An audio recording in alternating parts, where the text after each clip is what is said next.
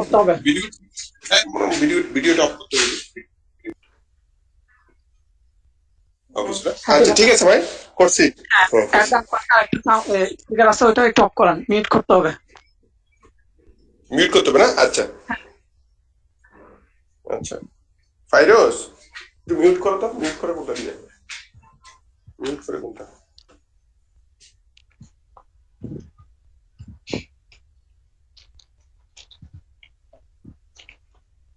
আচ্ছা ঠিক আছে, ওকে।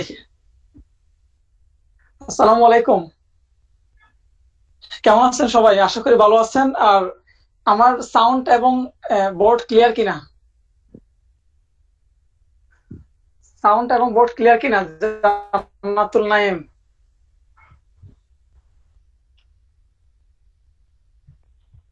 সাউন্ড এবং বোর্ড ক্লিয়ার কিনা একটু জানাতে হবে। আজকে লাইট একটু শিফট করছে, এক পাশে লাইট অন্য পাশে গেছে, এই কারণে একটু আমার কাছে কেন জানি মনে হচ্ছে একটু ডিফারেন্ট। একটু বলেন।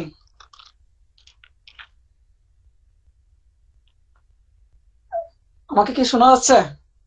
বোর্ড এবং সাউন্ড ক্লিয়ার কিনা? বোর্ড ক্লিয়ার কিনা একটু জানাবেন।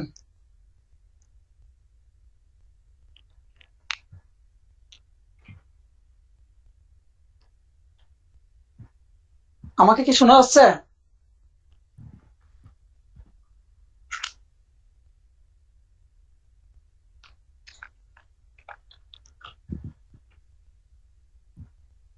আমাকে শোনা যাচ্ছে কিনা একটু জানাবেন। ইতি, হ্যাঁ শোনা যাচ্ছে। হ্যাঁ হ্যাঁ হ্যাঁ আমি আসছি যে। এতক্ষণ পরে। সরি। আচ্ছা ওকে, আমরা লাস্ট দিন যতটুকু পড়ছিলাম, আমার যতটুকু মনে পড়ে সেকশন 55 পর্যন্ত শেষ করছিলাম। আজকের আজকের সেশনটা তুলনামূলকভাবে অনেক বেশি ইম্পর্টেন্ট, কারণ আমরা এভিডেন্স একটা দেখি। আমরা এভিডেন্স একটা 167টা সেকশন দেখি। 167টা সেকশন কিন্তু বলতে গেলে সবগুলা সেকশন ইম্পর্টেন্ট, বাদ দেওয়ার মতো কিছু নেই। কারণ এভিডেন্সের মারপ্যাচ বুঝলে আপনি কোর্ট লাইফ বলেন কিংবা প্র্যাকটিক্যাল লাইফ বলেন, আপনার ব্যক্তিগত জীবন বলেন, সব জায়গাতে আপনি একটা ভালো একটা পজিশন হোল্ড করতে পারবেন। তো আজকে মোটামুটি স্টুডেন্টদের কাছে আজকের এই স্টেজটা অনেক বেশি কঠিন মনে হয়, আমি যতটুকু জানি। সো আজকে অনেকগুলো ইম্পর্টেন্ট বিষয় নিয়ে ইনশাল্লাহ ডিসকাস করব। ততক্ষণ পর্যন্ত একটু সবার সাথে থাকবেন। আচ্ছা, এর আগের দিন যতটুকু পর্যন্ত আলোচনা করা হয়েছে এর মধ্যে কারো কোনো প্রবলেম ছিল কিনা? প্রবলেম ছিল এটি? আচ্ছা, হ্যাঁ, কাউসার ভাই, যদি কোনো প্রশ্ন থাকে আপনি আপনার স্পিকারে ক্লিক করবেন, স্পিকারে ক্লিক করে আপনি আমাকে প্রশ্ন করতে পারবেন। প্রশ্ন শেষ হলে আবার আপনি আনমিউট করবেন। আচ্ছা, আমরা আজকে শুরু করতেছি সেকশন 56 থেকে।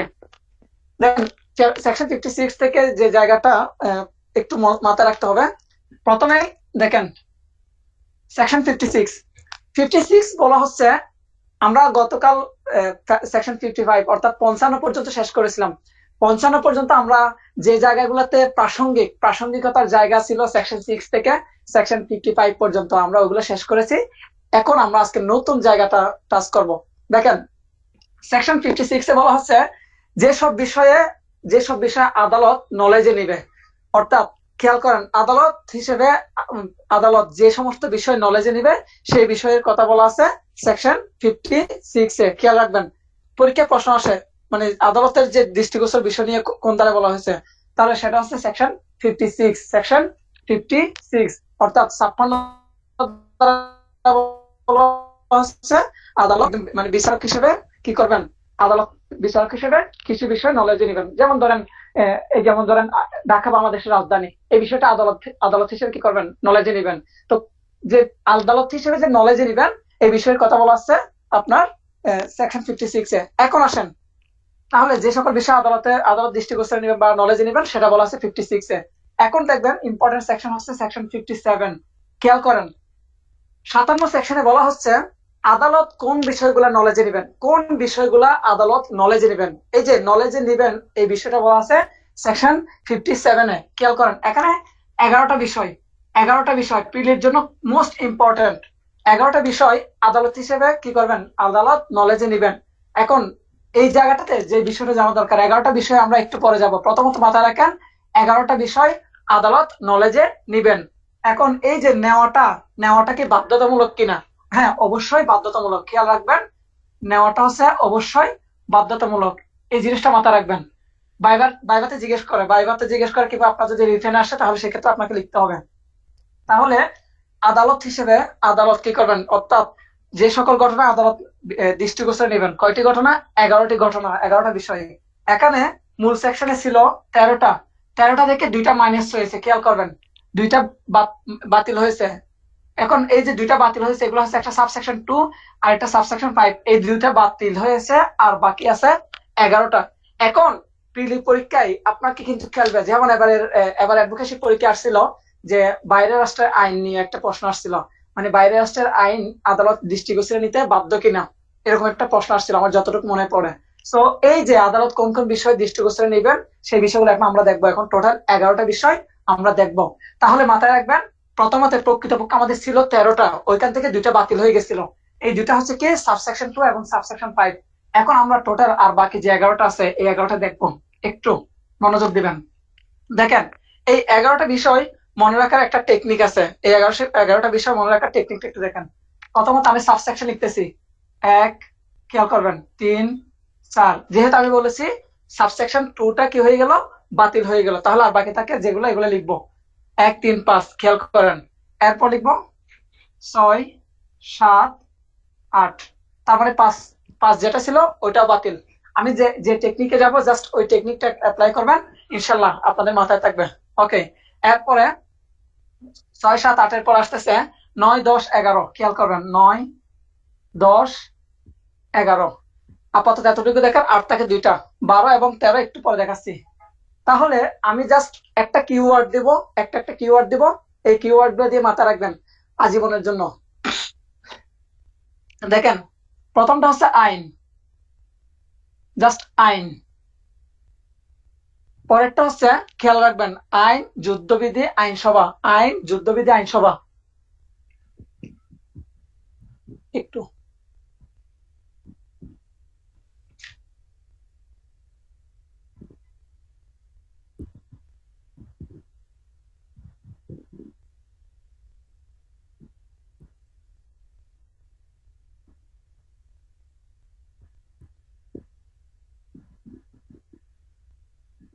আচ্ছা, আমাকে শোনা যাচ্ছে? ইতি শোনা যাচ্ছে?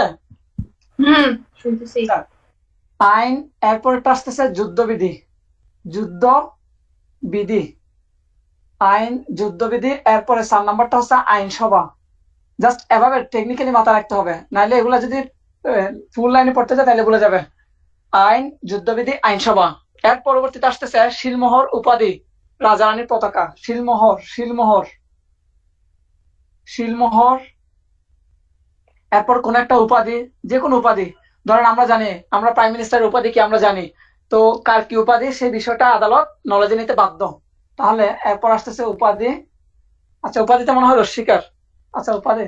এরপরে রাজা, রানী, এরপরে পতাকা। মাথায় রাখবেন, রাজা, রানী, পতাকা। ধরেন বাংলাদেশের পতাকা কোনটি, মানে অথবা ধরেন ইন্ডিয়ার পতাকাটা কেমন। ধরেন আমি আপনার সামনে, আপনি আদালত, আপনার সামনে একটা পতাকা আনলাম, আপনাকে একটা নলেজে রাখতে হবে এটা কোন দেশের পতাকা। তাহলে আইন, যুদ্ধবিধি, আইনসভা, শিলমোহর উপাধি, রাজা, রানী, পতাকা। মাথায় রাখবেন। এরপরে 9, 10, 11। 9, 10, 11 সময়ের বিভাগ। খেয়াল করেন, সময়ের বিভাগ। আমরা জানি বিভাগ সম্পর্কে আমরা জানি বাংলাদেশের কয়টি বিভাগ আছে, এই যে বিষয়গুলা আদালত নলেজে নেবেন। সময়ের বিভাগ, নির্দিষ্ট ভূখণ্ড, তারপর বিরোধ, নির্দিষ্ট ভূখণ্ড। লিখে ফেলবেন, এই জিনিসগুলো লিখতে হবে, না লিখলে পরে আর পাবেন না। নির্দিষ্ট ভূখণ্ড, নির্দিষ্ট ভূখণ্ড।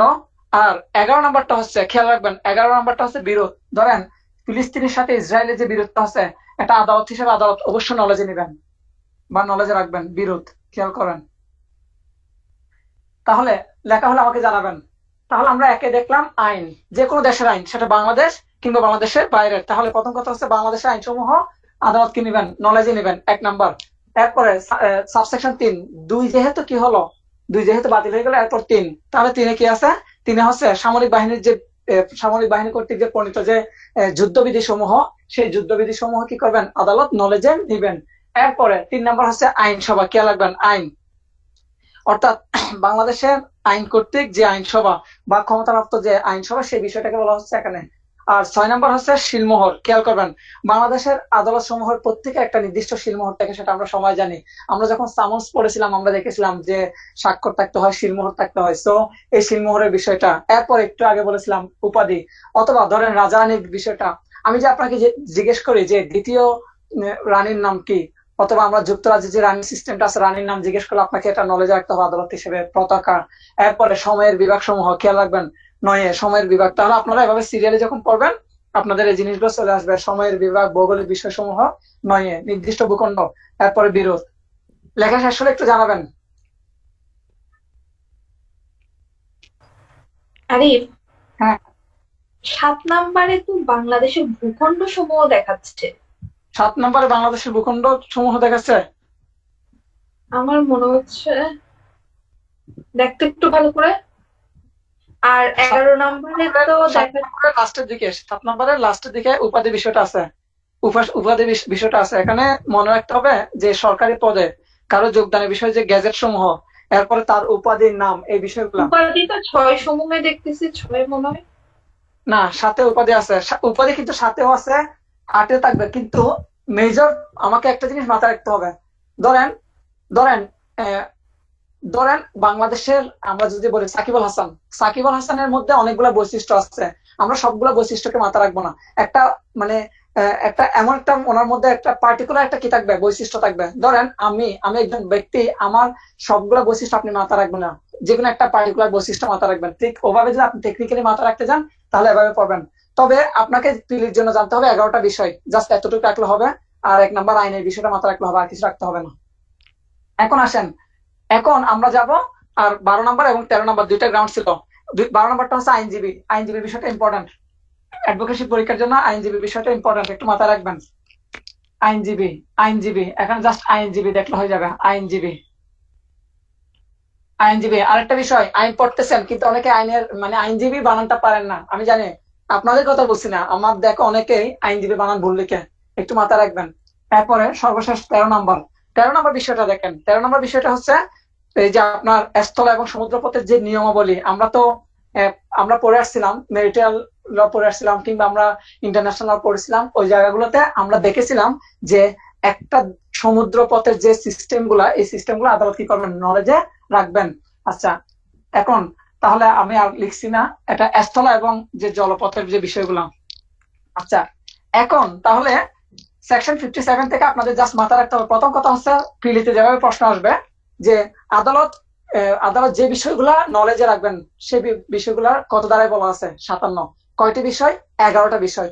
যদি আরেকটু কঠিন প্রশ্ন করে তাহলে জিজ্ঞেস করবে কয়টি বাতিল হয়েছে, 2টি। আর এটার নলেজে রাখাটা বাধ্যতামূলক কিনা, হ্যাঁ বাধ্যতামূলক। আচ্ছা, এতটুকু গেল। এর পরবর্তী আসেন সেকশন 58। 58 এর বিষয়টা খুবই ইম্পর্টেন্ট। যে বিষয়টা অর্থাৎ স্বীকৃত বিষয় প্রমাণ করার দরকার নাই। ধরেন যে বিষয়টা অলরেডি স্বীকার করে নিয়েছে, ধরেন কাউসার ভাই আমার কাছ থেকে কি পান, কাউসার ভাই আমার কাছ থেকে টাকা পান, 1 লক্ষ টাকা পান। আমি বিষয়টা কি করলাম, স্বীকার করে নিলাম, হ্যাঁ কাউসার ভাই আমার কাছ থেকে 1 লক্ষ টাকা পান, এটা আমি স্বীকার করছি। তাহলে স্বীকৃত বিষয়টা প্রমাণের দরকার নাই। এই বিষয়টা বলা আছে 58-এ। পরীক্ষায় কোয়েশ্চেনটা সরাসরি আসবে, অথবা কোন একটা প্রবলেম দিবে। ধরেন মিস্টার এক্স মিস্টার ওয়াই এর কাছ থেকে টাকা পেত, মিস্টার ওয়াই স্বীকার করে নিল। এই বিষয়টা স্বীকারের দরকার নেই, বা স্বীকারের প্রমাণের দরকার নেই। এই বিষয়টা কত দ্বারাই বলা হয়েছে, 58, মাথায় রাখবেন। তাহলে সেকশন 58-এ বলা হচ্ছে স্বীকৃত বিষয় প্রমাণের দরকার নেই। এবার আমরা ঢুকবো একটু মেন একটা জায়গায় ঢুকবো। এখন এই যে সেকশন 59, এখান থেকে আমাদের আজকের আজকের অ্যাট্রাকটিভ যে স্টেজ, আজকের যে ইম্পর্টেন্ট স্টেজ বলতে গেলে এখান থেকে আস্তে আস্তে শুরু। দেখেন 59-এ কি বলছে, একটু মনোযোগ রাখবেন। এখানে বলা হচ্ছে দলিলের বিষয়বস্তু ছাড়া, দলিলের বিষয়বস্তু ছাড়া অন্যান্য সকল ঘটনা মৌখিকভাবে প্রমাণ করা যায়। তার মানে দলিলের বিষয়বস্তু ছাড়া, খেয়াল করবেন, দলিলের বিষয়বস্তু ছাড়া, দলিলের বিষয়বস্তু ছাড়া, দলিলের বিষয়বস্তু ছাড়া বাকি সব বিষয় আপনি কি করবেন, মৌখিকভাবে প্রমাণ করা যায়। এই যে দলিলের বিষয়বস্তু ছাড়া, এটা যেহেতু বললো, তাহলে দলিলের বিষয়বস্তুর ক্ষেত্রে অবশ্যই কি করতে হবে, দলিল, স্বয়ং দলিলটা দিয়ে প্রমাণ করতে হবে। ধরেন আপনার সাথে আমার একটা ডিসপিউট, এই ডিসপিউট, ধরেন আপনার সাথে আমার একটা কন্ট্যাক্ট হয়েছিল, এই কন্ট্যাক্টটা একটা লিখিত হয়েছিল, পরবর্তীতে আপনারা আমার মাঝে একটা প্রবলেম হয়েছে, মামলা হয়েছে। এখন মামলায় এটা যদি প্রমাণ করতে চাই, স্বয়ং দলিলটা দেখাবো। এই জন্য বলা হচ্ছে দলিলের বিষয়বস্তু ছাড়া অন্যান্য ক্ষেত্রে আপনি মৌখিক সাক্ষ্য দিয়ে কি করতে পারবেন, প্রমাণ করা যাবে। ঠিক আছে, তাহলে দলিলের বিষয়বস্তু অবশ্যই কি করতে হবে, স্বয়ং দলিলটা দিয়ে প্রমাণ করতে হবে। এতটুকু ক্লিয়ার কিনা একটু বলেন, এতটুকু ক্লিয়ার কিনা একটু জানাবেন। এখন আমরা একটু দেখবো এই সেকশনে একটা ব্যতিক্রম সেকশন আছে। আমি যখন সেকশন 21 পড়াইছিলাম, 21 পড়ানোর পরে যখন আমি 22-এ যাব, ঠিক ওই মুহূর্তে বলেছিলাম এই সেকশনটা এখন না, ওইটা পরে পড়াবো। দেখেন এই যে 59-এর ব্যতিক্রম সেকশন হচ্ছে সেকশন 22। তাহলে আমরা একটু আগে 59-এ পড়ছি কি, দলিলের বিষয়বস্তু অবশ্যই দলিল দিয়ে প্রমাণ করতে হবে। তার মানে কি, দলিলের বিষয়বস্তুর ক্ষেত্রে মৌখিক সাক্ষ্য চলবে না। খেয়াল করেন, দলিলের ক্ষেত্রে মৌখিক সাক্ষ্য চলবে না। এটা একটা ব্যতিক্রম সেকশন হচ্ছে সেকশন 22। সেকশন 22-এ কি বলছে দেখেন, ধরেন একটা দলিল জাল কিনা, জাল নাকি অরিজিনাল, জাল নাকি অরিজিনাল এই বিষয়ে একটা প্রশ্ন রাইজ হয়েছে। এই ক্ষেত্রে কিন্তু আপনি মৌখিক সাক্ষ্য দিয়ে এই দলিল জাল কিনা এই বিষয়টা প্রমাণ করতে পারবেন। ক্লিয়ার কিনা একটু বলেন। অর্থাৎ এক্ষেত্রে মৌখিক সাক্ষ্য প্রাসঙ্গিক। আচ্ছা, এখন এখন আমরা একটু যাবো সামনের দিকে, সেকশন 60-তে। দেখেন সেকশন 60 একটু মাথায় রাখবেন, খুবই ইম্পর্টেন্ট। যদি বলা হয় যে মৌখিক সাক্ষ্য নিয়ে যে আমরা কথা বলি, এই মৌখিক সাক্ষ্যের জায়গাটা হচ্ছে এখানে মেইন। দেখেন খুব মনোযোগ রাখবেন, মৌখিক সাক্ষ্য অবশ্যই অবশ্যই কি হইতে হবে, প্রত্যক্ষ হইতে হবে। আমরা যে মৌখিক সাক্ষ্যের কথা বলি, মৌখিক সাক্ষ্য কি হইতে হবে, মৌখিক সাক্ষ্য অবশ্যই প্রত্যক্ষ হইতে হবে। মৌখিক সাক্ষ্য অবশ্যই প্রত্যক্ষ হইতে হবে। খেয়াল করবেন, এই জায়গাটা থেকে কোয়েশ্চেন আসে, অবশ্যই প্রত্যক্ষ হইতে হবে, প্রত্যক্ষ হতে হবে। খেয়াল করবেন, দেখেন খুব মজার জায়গা এটা। আপনি সাক্ষী দিবেন, তাহলে আপনাকে আদালতের কাঠগড়ায় দাঁড়িয়ে সাক্ষ্যটা দিতে হবে। তার মানে মৌখিক সাক্ষ্যটা আপনাকে সরাসরি দিতে হবে, আপনি ওভার দ্য ফোন কিংবা অন্য কোনো মাধ্যমে দিলে হবে না। এই যে তাহলে মৌখিক সাক্ষ্য প্রত্যক্ষ হতে হবে। এটা কত ধারার বিধান, এটা হচ্ছে 60 ধারার বিধান। এই সেকশন দ্বারা আরেকটা বিষয়কে কি করা হয়েছে, বর্জন করা হয়েছে, বা আরেকটা সেকশন আরেকটা বিষয়কে রিজেক্ট করা হয়েছে। সেটা কি, এই যে শোনা সাক্ষ্য, আমরা যে বলি শোনা সাক্ষ্য। ধরেন আপনি কি করেন, আপনি কোর্টে গিয়ে বললেন যে কি আমি অমুকের কাছ থেকে শুনেছি, এই যে শোনা সাক্ষ্য, এটা কিন্তু আপনার নিজের না। তাহলে আপনি অন্যজনের কাছ থেকে একটা বিষয় শুনে যখন আপনি সাক্ষ্য দিতে যাবেন, ওই সাক্ষ্যটা আপনার নিজের না, ওইটা তখন শোনা সাক্ষ্য। আর সেকশন 60 দ্বারা শোনা সাক্ষ্যকে কি করা হচ্ছে, বর্জন করা হচ্ছে। তাহলে বলেন, দেখেন তাহলে এই সেকশন দ্বারা শোনা সাক্ষ্য, এই যে শোনা সাক্ষ্য কিনা, প্রত্যক্ষ সাক্ষ্য না, শোনা সাক্ষ্য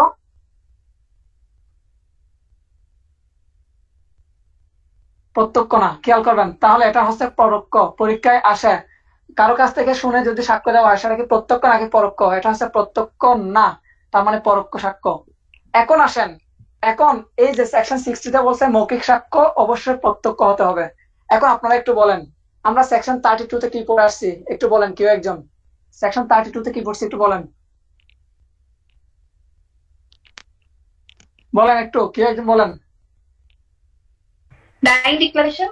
ডাইং ডিক্লারেশন। আচ্ছা, যে ব্যক্তি মারা গেছেন, এখানে অনেকে কোর্টের কাঠগড়ায় গিয়ে কি নিজের মুখে সাক্ষ্যটা দিচ্ছেন, এটা কি প্রত্যক্ষ সাক্ষ্য ছিল? দেখি বলেন। না। না। এই যে এখন আমরা সেকশন 60-র ব্যতিক্রম গুলো পড়বো, সেকশন 60-র ব্যতিক্রম মানে এক্সেপশন গুলো পড়বো। খেয়াল করবেন, এক্সেপশন। সেকশন 60-র এক্সেপশন দেখেন কয়েকটা সেকশন আছে, তার মধ্যে প্রথম হচ্ছে 17, এরপরে 32, এরপরে 33। আবার আবার অনেক সময় সেকশন 6 অর্থাৎ রেস গেস্টের যে নীতিটা, ওই সেকশনটাকে কিন্তু ইনক্লুড করা হয়। আমরা এই সেকশন গুলোতে দেখে মৌখিক সাক্ষ্য পরোক্ষভাবে কি করা যায়, দেওয়া যায়। অর্থাৎ যিনি মারা গেছেন উনি থাকেন না, ওনার হয়ে অন্য কেউ কি করেন, সাক্ষ্যটা দেন, পরোক্ষ সাক্ষ্য। মৌখিক সাক্ষ্য এক্ষেত্রে পরোক্ষ। ঠিক আছে, তাহলে আমরা দেখলাম এক্সেপশনটা। এখন আমরা চলে যাব very very very very very important জায়গা। দেখেন সেকশন 61। এই সেকশন 61-এ যেতে হলে আপনাকে আগে বুঝতে হবে দলিল মানে দালিলিক সাক্ষ্য বা দলিলি সাক্ষ্য জিনিসটা কি। খেয়াল করবেন মজার জায়গাটা, দলিলি সাক্ষ্য, দলিলি বা দালিলিক সাক্ষ্য যেটাকে বলে, বা দালিলিক সাক্ষ্য। খেয়াল করবেন, এই জিনিসটা যদি আপনি না বুঝেন তাহলে আপনি এই স্টেজটাতে না যাওয়াই ভালো। দেখেন আমরা সেকশন 3-এ পড়ে এসেছিলাম, আমরা সেকশন 3-এ ডেফিনেশন সেকশন দেখছিলাম, সেখানে আমরা দেখেছি দালিলিক সাক্ষ্য কি। দেখেন স্বয়ং আদালতে মানে স্বয়ং যে মানে আদালতে পরিদর্শনের জন্য যে দলিলটা উপস্থাপন করা হয় সেটা হচ্ছে আপনার দালিলিক সাক্ষ্য। দেখেন তাহলে আদালতে পরিদর্শনের জন্য,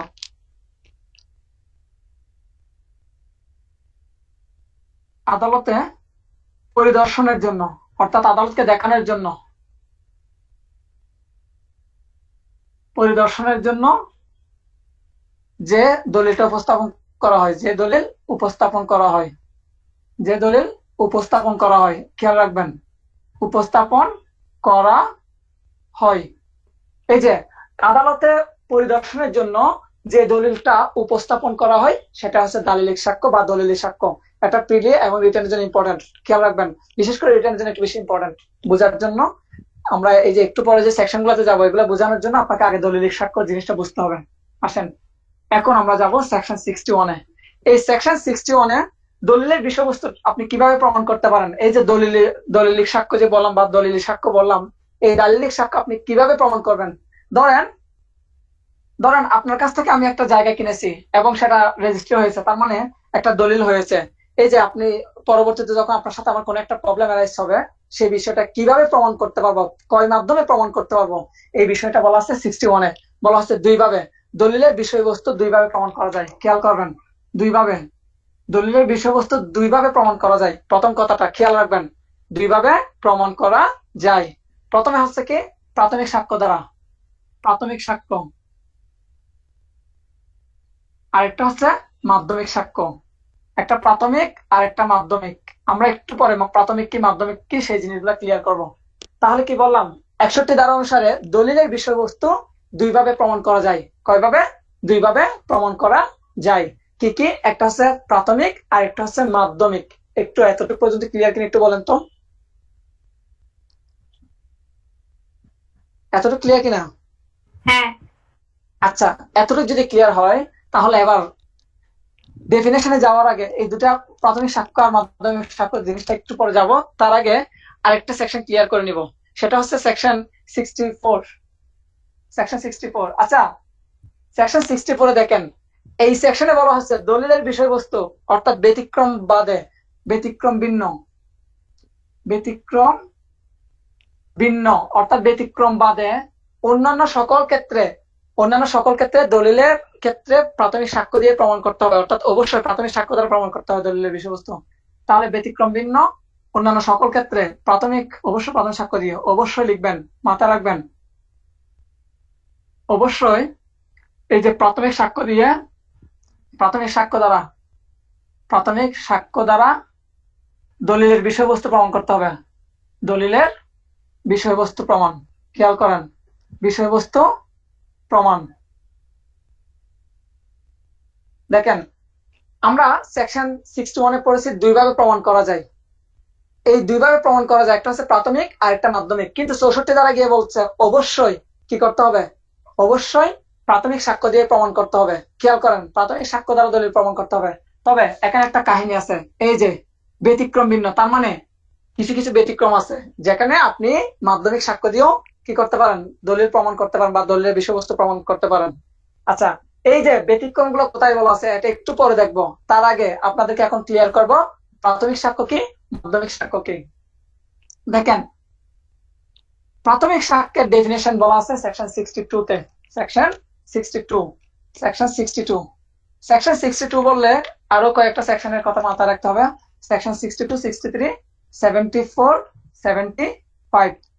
এখানে একটা টেকনিক দেখেন, এখানে টেকনিকটা হচ্ছে 62। আচ্ছা একটু বড় করে লিখি, 62, 63, 74, 75। এখানে লাস্ট ডিজিটটা মনে রাখবেন, টেকনিকের জন্য লাস্ট ডিজিট মাথায় রাখেন, 2, 3, 4, 5, 2, 3, 4, 5। আচ্ছা, এটা হচ্ছে আপনার প্রাথমিক সাক্ষ্যের সংজ্ঞা। প্রাথমিক সাক্ষ্য পরীক্ষায় আসে, পিলিতে প্রায় এই জায়গা থেকে প্রশ্ন আসে, প্রাথমিক সাক্ষ্যের সংজ্ঞা কত দাঁড়ায়।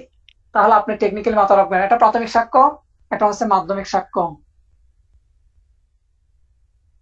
আমরা একটু পরে ক্লিয়ার করব। এবার 74 হচ্ছে সরকারি দলিল। আমরা তো সরকারি দলিলের নাম জানি, সরকারি দলিল, সরকারি দলিল, আর এটা হচ্ছে বেসরকারি দলিল। লেখা হলে একটু জানাবেন, বেসরকারি দলিল লেখা শেষ হলে একটু জানাবেন। লেখা শেষ হলে আমি প্রাথমিক সাক্ষ্য মাধ্যমিক সাক্ষ্য ব্যাখ্যা দিব, শেষ হলে একটু জানাবেন। লিখছি। ওকে, তাহলে মাথায় রাখবেন এই যে 62, 63, 74, 75, 2, 3, 4, 5 প্রাথমিক, মাধ্যমিক, সরকারি, বেসরকারি, এভাবে টেকনিক্যালি মাথা রাখবেন। জীবনে কোনোদিন মাথা থেকে ছুটবে না, মৃত্যুর আগ পর্যন্ত মাথা রাখবেন ইনশাল্লাহ। এবার আসেন, এবার এই যে 62-তে আমি যে প্রাথমিক সাক্ষ্য বললাম, প্রাথমিক সাক্ষ্য কোনগুলা একটু মনোযোগ রাখবেন, খুবই মনোযোগ রাখবেন। দেখেন, আচ্ছা এর আগে 64-তে যে ব্যতিক্রম বললাম, 64-তে ব্যতিক্রম বাদে অন্যান্য সকল ক্ষেত্রে আপনি প্রাথমিক সাক্ষ্য দিয়ে কি করবেন? দলিল প্রমাণ করবেন। আর ব্যতিক্রমটা হচ্ছে 65-তে। আমি একটু পরের দিকে যাব। 65-তে আপাতত এতটুকু মাথা রাখেন। এবার আমি আবার যাচ্ছি 62-তে। 62-তে বলেছিলাম প্রাথমিক সাক্ষ্য কোনগুলোকে বলা হয়, খেয়াল করবেন। স্বয়ং দলিলটা, স্বয়ং অর্থাৎ আপনি যে দলিলটা প্রমাণ করতে চাচ্ছেন, ওই স্বয়ং দলিলটা যখন আপনি আদালতে উপস্থাপন করবেন, সেটাকে বলা হচ্ছে প্রাথমিক দলিল। ধরেন আপনার সাথে আমার একটা বাইনানামা হচ্ছে, বাইনা চুক্তি। এই যে একটা বাইনা চুক্তি রেজিস্ট্রি হয়েছিল। এখন পরবর্তীতে ধরেন আপনি আমাকে বলছেন আপনার বিল্ডিংটা আমার কাছে বিক্রি করবেন, এবং আমরা দুইজনে একটা সিদ্ধান্তে পৌঁছালাম এবং বাইনানামা রেডি করলাম, বাইনানামা রেজিস্টার করলাম। বাইনানামা মানে কি দেখেন, অর্থাৎ একটা জিনিস যে বিক্রি করবো বলে একটা সিদ্ধান্তে পৌঁছালাম, এই যে বিক্রি করার সম্মতিটা জ্ঞাপন করে যে চুক্তি করি, সেই চুক্তিটার নাম হচ্ছে বাইনা চুক্তি বা বাইনানামা। আর বাইনানামা রেজিস্ট্রি হতে হয়, আমরা সেকশন 17 এতে দেখছি, রেজিস্ট্রেশন অ্যাক্টের 17 এতে আমরা ওই বিষয়টা জানি। আচ্ছা দেখেন, এখন পরবর্তীতে আপনি কি করলেন, আপনি বলতেছেন না আমি বিক্রি করবো না, তখন আমি কি করলাম, আপনার বিরুদ্ধে মামলা করলাম।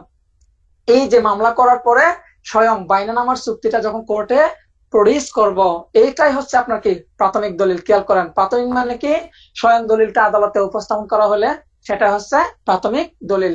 আশা করি এতটুকু ক্লিয়ার। দেখেন, তাহলে স্বয়ং দলিলটা আদালতে উপস্থাপনের জন্য যখন দিবেন, তখন সেই দলিলটাকে প্রাথমিক দলিল বলা হচ্ছে।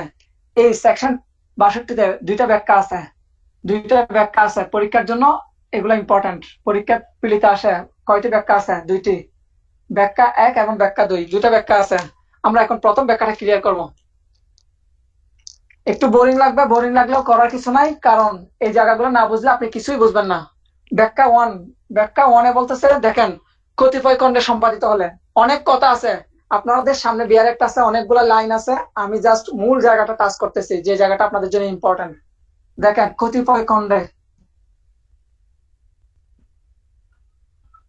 কতিপয় খণ্ডে সম্পাদিত হলে, আচ্ছা এই জিনিস আমাকে কেউ বুঝাইতে পারবেন? কেউ বুঝাইতে পারবেন কিনা একটু? কতিপয় খণ্ডে সম্পাদিত বলতে কি বোঝায়? আচ্ছা আমি ক্লিয়ার করতেছি, একটু মনোযোগ রাখবেন।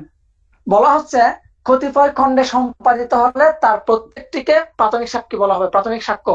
আবার বলছি, কতিপয় খণ্ডে যদি কি হয়, কতিপয় খণ্ডে সম্পাদিত হলে তার প্রত্যেকটাকে বলা হবে আপনার প্রাথমিক সাক্ষ্য। ব্যাপারটা কিরকম দেখেন, ধরেন এই যে বিল্ডিং, এই বিল্ডিংটা এক্স এবং ওয়াই কিনতেছে কার কাছ থেকে?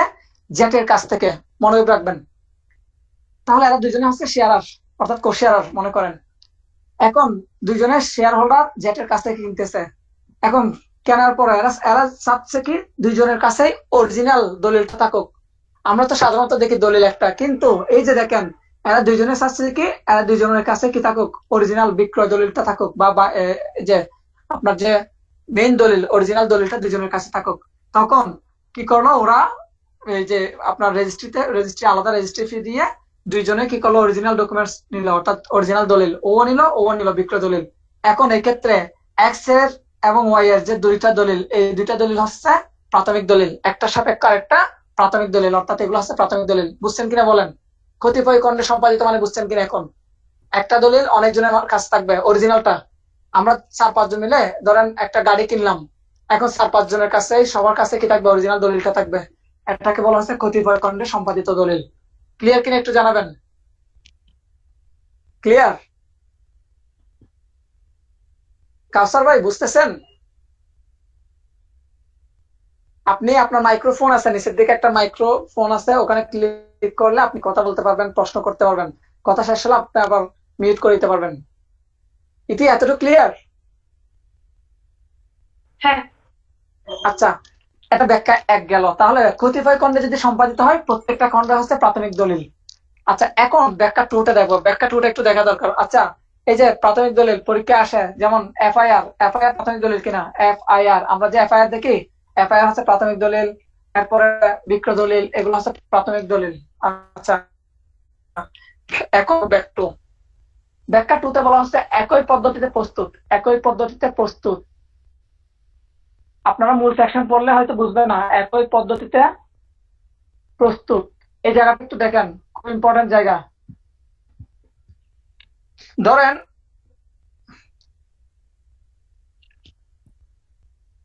আমাকে শোনা যাচ্ছে? হ্যাঁ, এখন ঠিক আছে, একটু আগে বোর্ড দেখা যাচ্ছিল না। আচ্ছা আচ্ছা, একই পদ্ধতিতে প্রস্তুত জিনিসটা খুব ইম্পর্টেন্ট, খুব মজার বিষয়। একই পদ্ধতিতে প্রস্তুত হবে, দলিলগুলা একই পদ্ধতিতে প্রস্তুত হবে। যেমন ধরেন আমার কাছে একটা বই আছে, অথবা আমি একটা কি করলাম, ধরেন আমি একটা এই যে ধরেন আপনাদের যে ক্লাস লেকচার দেওয়া হয়, এটা একটা নোট মনে করেন। এই নোটটা আপনারা কি করলেন, কয়েকজন মিলে আমার কাছ থেকে ফটোকপি করে নিলেন। খেয়াল করবেন, এখন এই যে একই পদ্ধতিতে ধরেন 10টা ফটোকপি করছেন, এই 10টার প্রত্যেকটাই একটা অন্যটার বিরুদ্ধে প্রাথমিক সাক্ষ্য। খেয়াল করেন, তাহলে একই পদ্ধতিতে প্রস্তুত হয়েছে। একই পদ্ধতিতে প্রস্তুত হলে তখন এগুলাকে বলা হয় প্রাথমিক সাক্ষ্য। যেমন কি কি আছে দেখেন, এখানে আপনি পাবেন মুদ্রণ, আপনি পাবেন লিথোগ্রাফি, আপনি পাবেন ফটোগ্রাফি, অর্থাৎ ফটোগ্রাফি আমরা যেটাকে সাধারণ ইয়াতে জানি, ফটোগ্রাফি। তাহলে এই যে মুদ্রণ, লিথোগ্রাফি, ফটোগ্রাফি, এই প্রসেসে যদি কোনো কোনো দলিল যদি কি হয়, সম্পাদিত হয় বা ফটোকপি করা হয়, মানে প্রস্তুত হয়, তখন এগুলাকে বলা হবে প্রাথমিক সাক্ষ্য। আর আশা করি এতটুকু ক্লিয়ার। তাহলে দেখেন, এখন এখন দেখেন প্রাথমিক সাক্ষ্য জিনিসটা, এগুলা একটা অন্যটার বিরুদ্ধে। ধরেন আপনি এক্স, ওয়াই, জেড, এরা কি করলো, আমার নোটটা ফটোকপি করে নিল। তাহলে এক্স এর কাছে যে কপিটা আছে, এটা ওয়াই এর বিরুদ্ধে প্রাথমিক সাক্ষ্য। আবার ওয়াই এর যেটা আছে, ওটা জেড এর বিরুদ্ধে প্রাথমিক সাক্ষ্য। অর্থাৎ একজনেরটা অন্যজনের বিরুদ্ধে প্রাথমিক সাক্ষ্য। তাহলে আবার এই সবগুলা যখন আমারটার সাথে তুলনা করা হবে, অর্থাৎ আমার নোট, হ্যান্ড নোট যেটা আছে অরিজিনাল, ওটার সাথে যখন কম্পেয়ার করবে, তখন এই সবগুলো কিন্তু আবার মাধ্যমিক হয়ে যাবে। খেয়াল করেন, এরা একটা অন্যটার বিরুদ্ধে প্রাথমিক, কিন্তু এগুলো সবগুলো যেহেতু আমারটা থেকে কি করলো, ফটোকপি করলো, যখন আমারটার সাথে তুলনা করবে, তখন এগুলো কিন্তু আবার মাধ্যমিক সাক্ষ্য হয়ে যাবে। এতটুকু ক্লিয়ার কিনা একটু বলেন? ক্লিয়ার?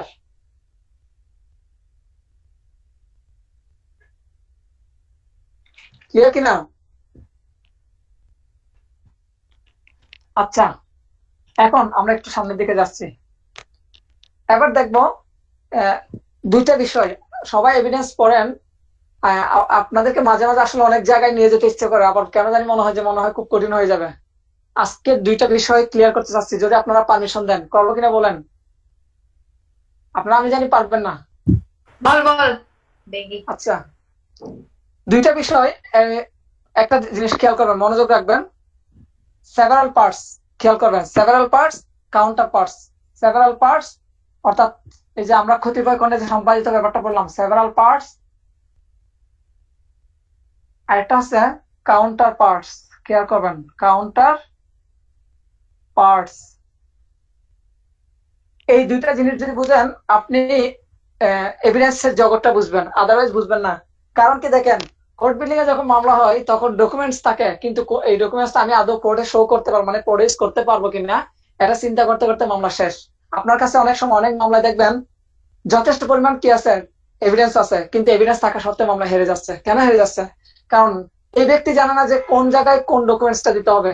এই জিনিসটা জানতে হলে আপনাকে এই দুটা বিষয় জানতে হবে। দেখেন, সেভারাল পার্টস আমি একটু আগে ক্লিয়ার করলাম। ওই যে ধরেন 5 জন মিলে একটা বিল্ডিং কিনলো, ধরেন এ, বি, সি, ডি, ই, এই 5 জন মিলে একটা বিল্ডিং কিনেছে, এবং তারা চাচ্ছে প্রত্যেকের কাছে অরিজিনাল কি থাকবে, ডকুমেন্টস থাকবে। তখন এই যে এটা হচ্ছে সেভারাল পার্টস, এটা হচ্ছে সেভারাল পার্টস। এখন কাউন্টার পার্টসটা নিয়ে ঝামেলা। মূলত কাউন্টার পার্টস স্টুডেন্ট একটু কম বোঝে। দেখেন, আমি একটু এক্সাম্পল দিচ্ছি, একটু মনোযোগ রাখবেন। এর কাছে ধরেন, একটু আগে জিনিসটা একটু মনোযোগ রাখবেন, কথা বুঝবেন, বুঝার পরে প্রশ্ন করবেন।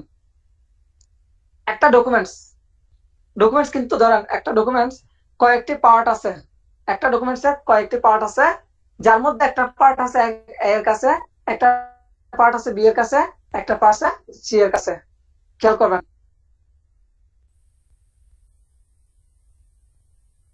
একটা পার্ট এর কাছে, একটা পার্ট বি এর কাছে, আর সি এর কাছে। তাহলে এর কাছে যেটা আছে খেয়াল করবেন, মনোযোগ করবেন, এর কাছে যেটা আছে সেই পার্টটাতে ধরেন এর কি আছে, সিগনেচার আছে। বি এর কাছে যে ওটাতে বি এর signature আছে, কিংবা অন্য কোনো অন্য জনের সিগনেচার নাই। অর্থাৎ জনেরটাতে এক একজনের সিগনেচার আছে। তখন পরবর্তী যখন এটা নিয়ে যখন কোনো একটা ডিসপিউট হবে, তখন তখন এই যে একজনেরটা অন্যটার বিরুদ্ধে কাউন্টার পার্টস, যেহেতু মূলত জিনিসটা হচ্ছে কি দেখেন, ডকুমেন্টস একটা, এই ডকুমেন্টস এর কয়েকটা পার্ট আছে, কয়েকটা পার্টের মধ্যে এর কাছে একটা, বি এর কাছে একটা, সি এর কাছে একটা। এই যে এক একটা পার্ট, এই পার্ট আছে কাউন্টার পার্টস, এবং কোন একটা প্রবলেম যখন আসবে তখন একজনেরটা অন্যজনেরটার বিরুদ্ধে মাধ্যমে কিছু কাজ করবে। বুঝতেন কিনা একটু বলেন তো? আমি বুঝছেন কিচ্ছু কিনা? বুঝি নাই। আচ্ছা, আগেরটা ক্লিয়ার? আগে তো বুঝছি। আর আচ্ছা তো আচ্ছা, যেদিন বলো যে খুব ইম্পর্টেন্ট জিনিস বুঝাবে, তোরে এটা ডিস্টার্ব করে, এই যে এটা বুঝাই তো ডিস্টার্ব করতেছিল। না ডিস্টার্ব করে। যেদিন তুই বলো যে খুব সিরিয়াসলি বুঝাবি কোনো একটা জিনিস, সেদিনই ডিস্টার্ব করে। অতএব আস্তে আস্তে বুঝাও। আচ্ছা,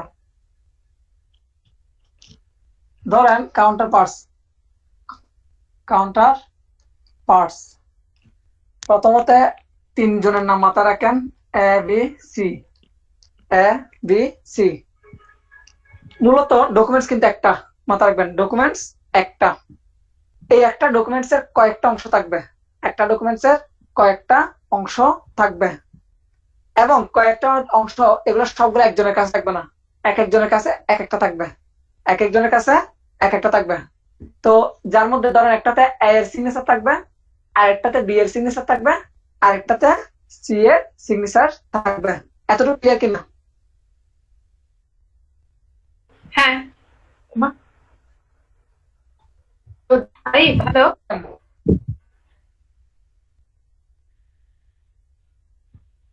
কোনো সমস্যা?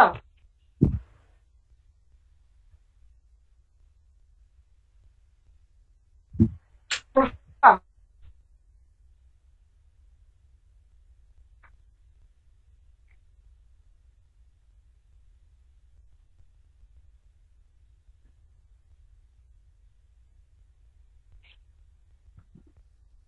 কোনো সমস্যা কিনা?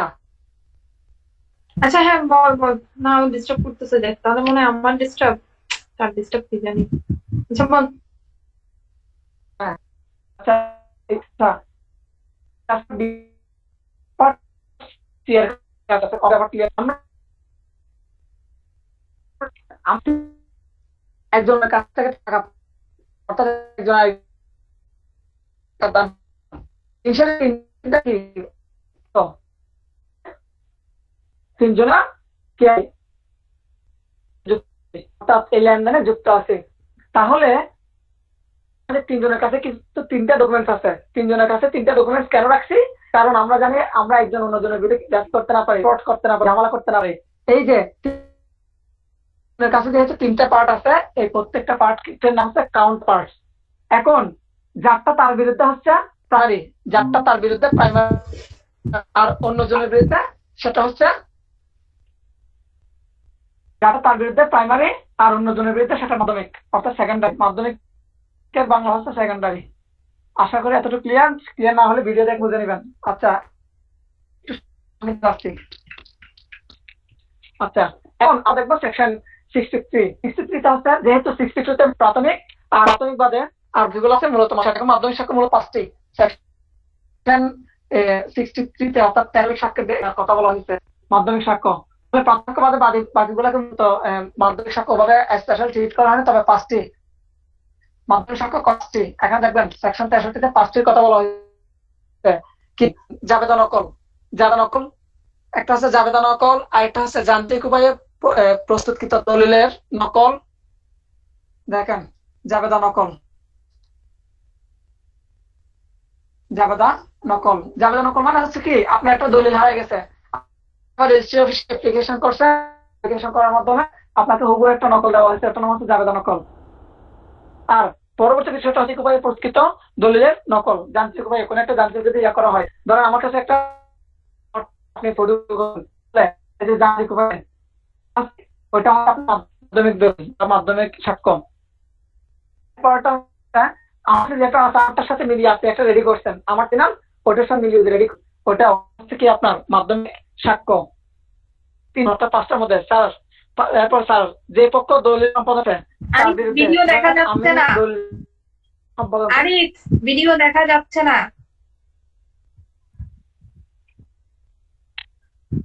বাকিটা দেখছেন? জিজ্ঞেস করো ওদেরকে। ইয়া ভাই কাস্টমার ভাই, হ্যাঁ, আমি দেখতে পাচ্ছি। কাস্টমার ভিডিও দেখতেছেন, একটু যাবেন। হ্যাঁ, দেখা যায়। আচ্ছা, তাহলে যাবেন। যান্ত্রিক দেখলাম, এরপর হচ্ছে ওই যে মিলিয়ে আমার দলিল সাথে যখন আপনি মিলিয়ে দোষ আপনার কাছে একটা এরপরে হচ্ছে যিনি দলিল সম্পাদন করেছেন, যে পক্ষ দলিল সম্পাদন করছেন আর যে পক্ষ করেননি, তারা দেখেন যে পক্ষ দলিল সম্পাদন করেননি তার বিরুদ্ধে তার বিরুদ্ধে ধরেন আমার আর ইতির মধ্যে একটা মামলা হয়েছে। এখন ইতি কি করছে, দলিল সম্পাদন করেনি। এখানে এই ক্ষেত্রে ইতির বিরুদ্ধে আমি যদি কোনো একটা দলিল করি, তখন সেক্ষেত্রে ওটা হবে মাধ্যমিক, ওটা হচ্ছে মাধ্যমিক। আর সর্বশেষ এই জায়গাটা ইম্পর্টেন্ট, খুবই ইম্পর্টেন্ট। যে ব্যক্তি ধরেন আমি আর আরেকজন, ধরেন কাউসার ভাই একটা দলিল সম্পাদন করতেছি, এই যে আমাদের দলিল সম্পাদন করার সময় যে ব্যক্তি দেখেছেন ওই বিষয়টা, ওই ব্যক্তি যদি এই বিষয়ে কোন একটা সাক্ষ্য দেন, ওটা হচ্ছে মাধ্যমিক সাক্ষ্য। আমি আবার বলছি, ধরেন আমার সাথে কাউসার ভাই একটা দলিল সম্পাদন হচ্ছে, এই ক্ষেত্রে যখন কোন একজন থার্ড পার্টি এই বিষয়টা দেখবেন, তখন এই বিষয়টাকে ওই ব্যক্তির সাক্ষ্যটাকে বলা হচ্ছে মাধ্যমিক সাক্ষ্য, থার্ড পার্টির সাক্ষ্য। পরীক্ষার জন্য ইম্পর্টেন্ট। তাহলে আমরা 63তে মাধ্যমিক সাক্ষ্য দেখলাম 5টা, এতটুকু মাত্রা রাখলে হবে 5টা। এখন আমরা একটু সামনের দিকে যাব। আমরা তো 64 পড়াইলাম, 64তে বলছিলাম প্রাথমিক সাক্ষ্য অবশ্য মৌখিক করতে হবে। আর 65তে এই যে 64তে কিন্তু একটা কথা বলা ছিল, সেটা হচ্ছে কি ব্যতিক্রম ভিন্ন অন্যান্য ক্ষেত্রে প্রাথমিক সাক্ষ্য অবশ্যই মাধ্যমিক সাক্ষ্য দিয়ে প্রমাণ করতে হবে। এই বিষয়টা বলেছিলাম 64তে। আর 65তে হচ্ছে ওই ব্যতিক্রম গুলোর কথা, তার মানে কোন কোন ক্ষেত্রে আপনি মাধ্যমিক সাক্ষ্য দিয়ে দলিল প্রমাণ করতে পারবেন, এই বিষয়টা বলা আছে 65তে। 7টি ক্ষেত্রে শুধু এতটুকু মাথা রাখবেন, 7টি ক্ষেত্রে। আর কি কি মাথা রাখবেন একটু বলতেছি। 7টি ক্ষেত্রে আপনাদের সামনে বিয়ারেট থাকলে একটু দেখবেন। ধরেন যে ব্যক্তির বিরুদ্ধে দলিল করতে চাচ্ছেন, প্রমাণ করতে চাচ্ছেন, উনি দলিল দিচ্ছেন না, অথবা ওটা যদি অস্থাবর হয়ে থাকে, অথবা ওটা যদি হারায় যায়, কিংবা আগুনে পুড়িয়ে যায়, কেউ যদি একটা সময় রাখে, এরকম 7টি ক্ষেত্র আছে যেখানে আপনি দলিলের বিষয়বস্তু কি করতে পারবেন, মাধ্যমিক সাক্ষ্য দিয়ে প্রমাণ করতে পারবেন। 64টির ব্যতিক্রম হচ্ছে 65, 64টির ব্যতিক্রম 65। আচ্ছা, এতটুকু ক্লিয়ার তো আশা করি।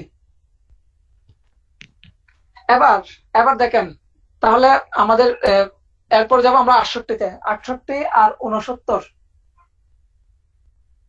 68 এবং 69 এই সেকশন গুলো একটু ইম্পর্টেন্ট। দেখেন, ধরেন একটা দলিল প্রত্যয়ন আচ্ছা, দলিল প্রত্যয়ন মানে কি বুঝেন? 40তম বিসিএস একটা প্রশ্ন আসছিল, অ্যাটাস্টেটের বাংলা কি? সত্যায়িত নাকি প্রত্যায়িত? অ্যাটাস্টেটের বাংলা কি? অত্যন্ত দুঃখের সাথে জানাচ্ছি, অ্যাটাস্টেট শব্দের অর্থ হচ্ছে মাথায় রাখবেন, অ্যাটাস্টেটের বাংলা হচ্ছে প্রত্যায়িত, খেয়াল রাখবেন। আচ্ছা, এখন প্রত্যায়িত মানে ওই যে ধরেন আপনি রেজিস্ট্রি অফিসে যখন দলিলটা যখন করলেন, ওখানে যিনি প্রত্যয়ন করছিলেন, সিগনেচার দিচ্ছিলেন, ওনাকে বলা হয় প্রত্যয়নকারী, অর্থাৎ যিনি এটা রেডি করছিলেন ওনাকে প্রত্যয়নকারী বলেন। এখন দেখেন 68-এ বলা আছে দলিল প্রত্যয়ন করা হলো, এবং এই প্রত্যায়িত দলিলটা কিভাবে আপনি প্রমাণ করবেন। দলিল প্রত্যয়ন করা হলো অর্থাৎ প্রত্যায়িত দলিল আপনি কিভাবে প্রমাণ করবেন, সেই বিষয়টা 68-এ বলা হচ্ছে। সর্বনিম্ন একজন সাক্ষীকে, শুধু একটা মাথা রাখবেন, প্রত্যায়িত দলিল প্রমাণের জন্য কতজন সাক্ষীকে কল করতে হবে? একজন সাক্ষী। খেয়াল করবেন, এতটুকু মাথা রাখলে হবে, একজনকে রাখলে হবে। এখন এটার আবার ব্যতিক্রম আছে, কখন ডাকতে হবে না, এটার জন্য ব্যতিক্রম। আসলে ব্যাপারটা হচ্ছে এভিডেন্স একটা প্রত্যেকটা শব্দ ইম্পর্টেন্ট। আমরা কম বেশি সবাই এভিডেন্স পড়ে আসছি, একাডেমিক লাইফ বলেন আর বাইরে বলেন, কিন্তু আমরা অনেক কিছু স্কিপ করে আসছি। এই জন্য মাথায় রাখবেন, এভিডেন্স একটা প্রত্যেকটা শব্দ, প্রত্যেকটা সেকশনের প্রত্যেকটা শব্দ ইম্পর্টেন্ট। দেখেন, প্রথম বললাম একজন সাক্ষী, আবার বলছি কোন ক্ষেত্রে, অর্থাৎ ব্যতিক্রম, কোন ক্ষেত্রে আপনার কি করার দরকার নাই, সাক্ষ্য কল করার দরকার নাই। যখন যখন ওটা কি হবে, রেজিস্ট্রি হবে, রেজিস্ট্রেশন অ্যাক্ট অনুসারে রেজিস্টার্ড হইলে তাহলে দরকার নাই, কারণ রেজিস্টার্ড হওয়া মানে স্বয়ং হয়ে গেছে। আর প্রত্যয়নকারী ধরেন আপনার সাক্ষী ছিল, যারা আপনার ওই যে একটা দলিলটা রেজিস্ট্রি করার সময় আমরা সাক্ষী কল করি, সাক্ষী থাকে, ওরা প্রত্যয়নকারী, ওনারা না থাকলে আর কোন কোন ক্ষেত্রে আমরা ব্যতিক্রম হচ্ছে আপনার যদি ওই দলিলটা যদি রেজিস্টার্ড হয় তাহলে আর প্রত্যয়নকারীকে কল করার দরকার নাই। প্রত্যয়ন হবে 1900 দেখেন সরি রেজিস্টার হবে 1908 সালের রেজিস্ট্রেশন আইন, রেজিস্ট্রেশন অ্যাক্ট 1908 এর অধীনে কি হয়, রেজিস্ট্রেশন হয়। তাহলে এটা 1 নম্বর, ব্যতিক্রমের 1 নম্বর। 2 নম্বর বিষয়টা দেখেন, খেয়াল করবেন। প্রথমটা বললাম যদি দলিলটা রেজিস্টার্ড হয় তাহলে আর প্রত্যয়নকারীকে কল করার দরকার নাই। আর 2 নম্বর বিষয়টা হচ্ছে যিনি সম্পাদন করেছেন উনি যদি বিষয়টা স্বীকার করে নেই, যিনি সম্পাদন করেছেন, ধরেন আমার ইতিমধ্যে একটা সমস্যা এসেছিল, এখন ইতি কি করলো, দলিলটা সম্পাদন করেছিল, যদি ও স্বীকার করে নেয় তাহলে ওটা ইয়ে করার দরকার নাই। দলিল সম্পাদনকারী যদি কি করে নাই, স্বীকার করে নিলে এই দুইটা ক্ষেত্রে কি করার দরকার নাই, প্রত্যয়নকারীকে কল করার দরকার নাই। আদারওয়াইজ প্রত্যয়ন মানে প্রত্যায়িত কোনো দলিল প্রমাণ করার জন্য একজন সাক্ষীকে কল করতে হয়। কখন করতে হয় না সেটা হচ্ছে ব্যতিক্রম, 2টি ক্ষেত্রে করতে হয় না। কয়টি ক্ষেত্রে? 2টি ক্ষেত্র। কি যদি দলিলটা রেজিস্ট্রি হয় অথবা যিনি দলিল সম্পাদন করেছেন ওই ব্যক্তি যদি স্বীকার করে নেয় তাহলে সেক্ষেত্রে আর কি করার দরকার নাই, প্রত্যয়নকারীকে বা সাক্ষীকে কল করার দরকার নাই। এবার আসেন, এখন প্রত্যয়নকারী যদি মারা যায় সেক্ষেত্রে কি হবে? ধরেন আপনার সাথে আমার একটা চুক্তি হয়েছিল, এই চুক্তিতে যে ব্যক্তি সাক্ষী ছিলেন, স্বাক্ষর করেছিলেন, ওই ব্যক্তি আল্লাহর কাছে চলে গেছেন, মারা গেছেন, তখন সেক্ষেত্রে কি হবে? এই বিষয়টা বলা হচ্ছে 69-এ। দেখেন, যদি মারা যায়, প্রত্যয়নকারী যদি মারা যায় সেক্ষেত্রে আপনি দলিলের বিষয়টা কিভাবে প্রমাণ করবেন?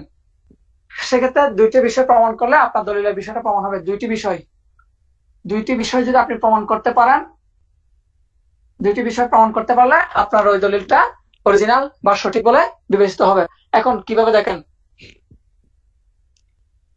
আপনার ওই দলিলের মধ্যে কিন্তু আমরা দেখি, ধরেন আপনার সাথে আমার একটা দলিল হয়েছিল, ওখানে কিন্তু সাক্ষীর স্বাক্ষর থাকে।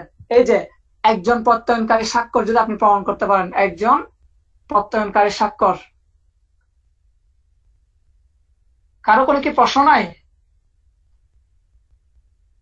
প্রশ্ন আছে কিনা কারো? আর 2 নম্বর, তাহলে 2টা বিষয়ের মধ্যে প্রথম বিষয়টা হচ্ছে যিনি প্রত্যয়ন করেছেন ওনার স্বাক্ষরটা যদি আপনি প্রমাণ করতে পারেন তাহলে আপনার এই দলিলটা প্রমাণিত। 2 নম্বরটা হচ্ছে সম্পাদনকারী স্বাক্ষর। দেখি আমাকে এই 2টা জিনিস কেউ বুঝাই দেন।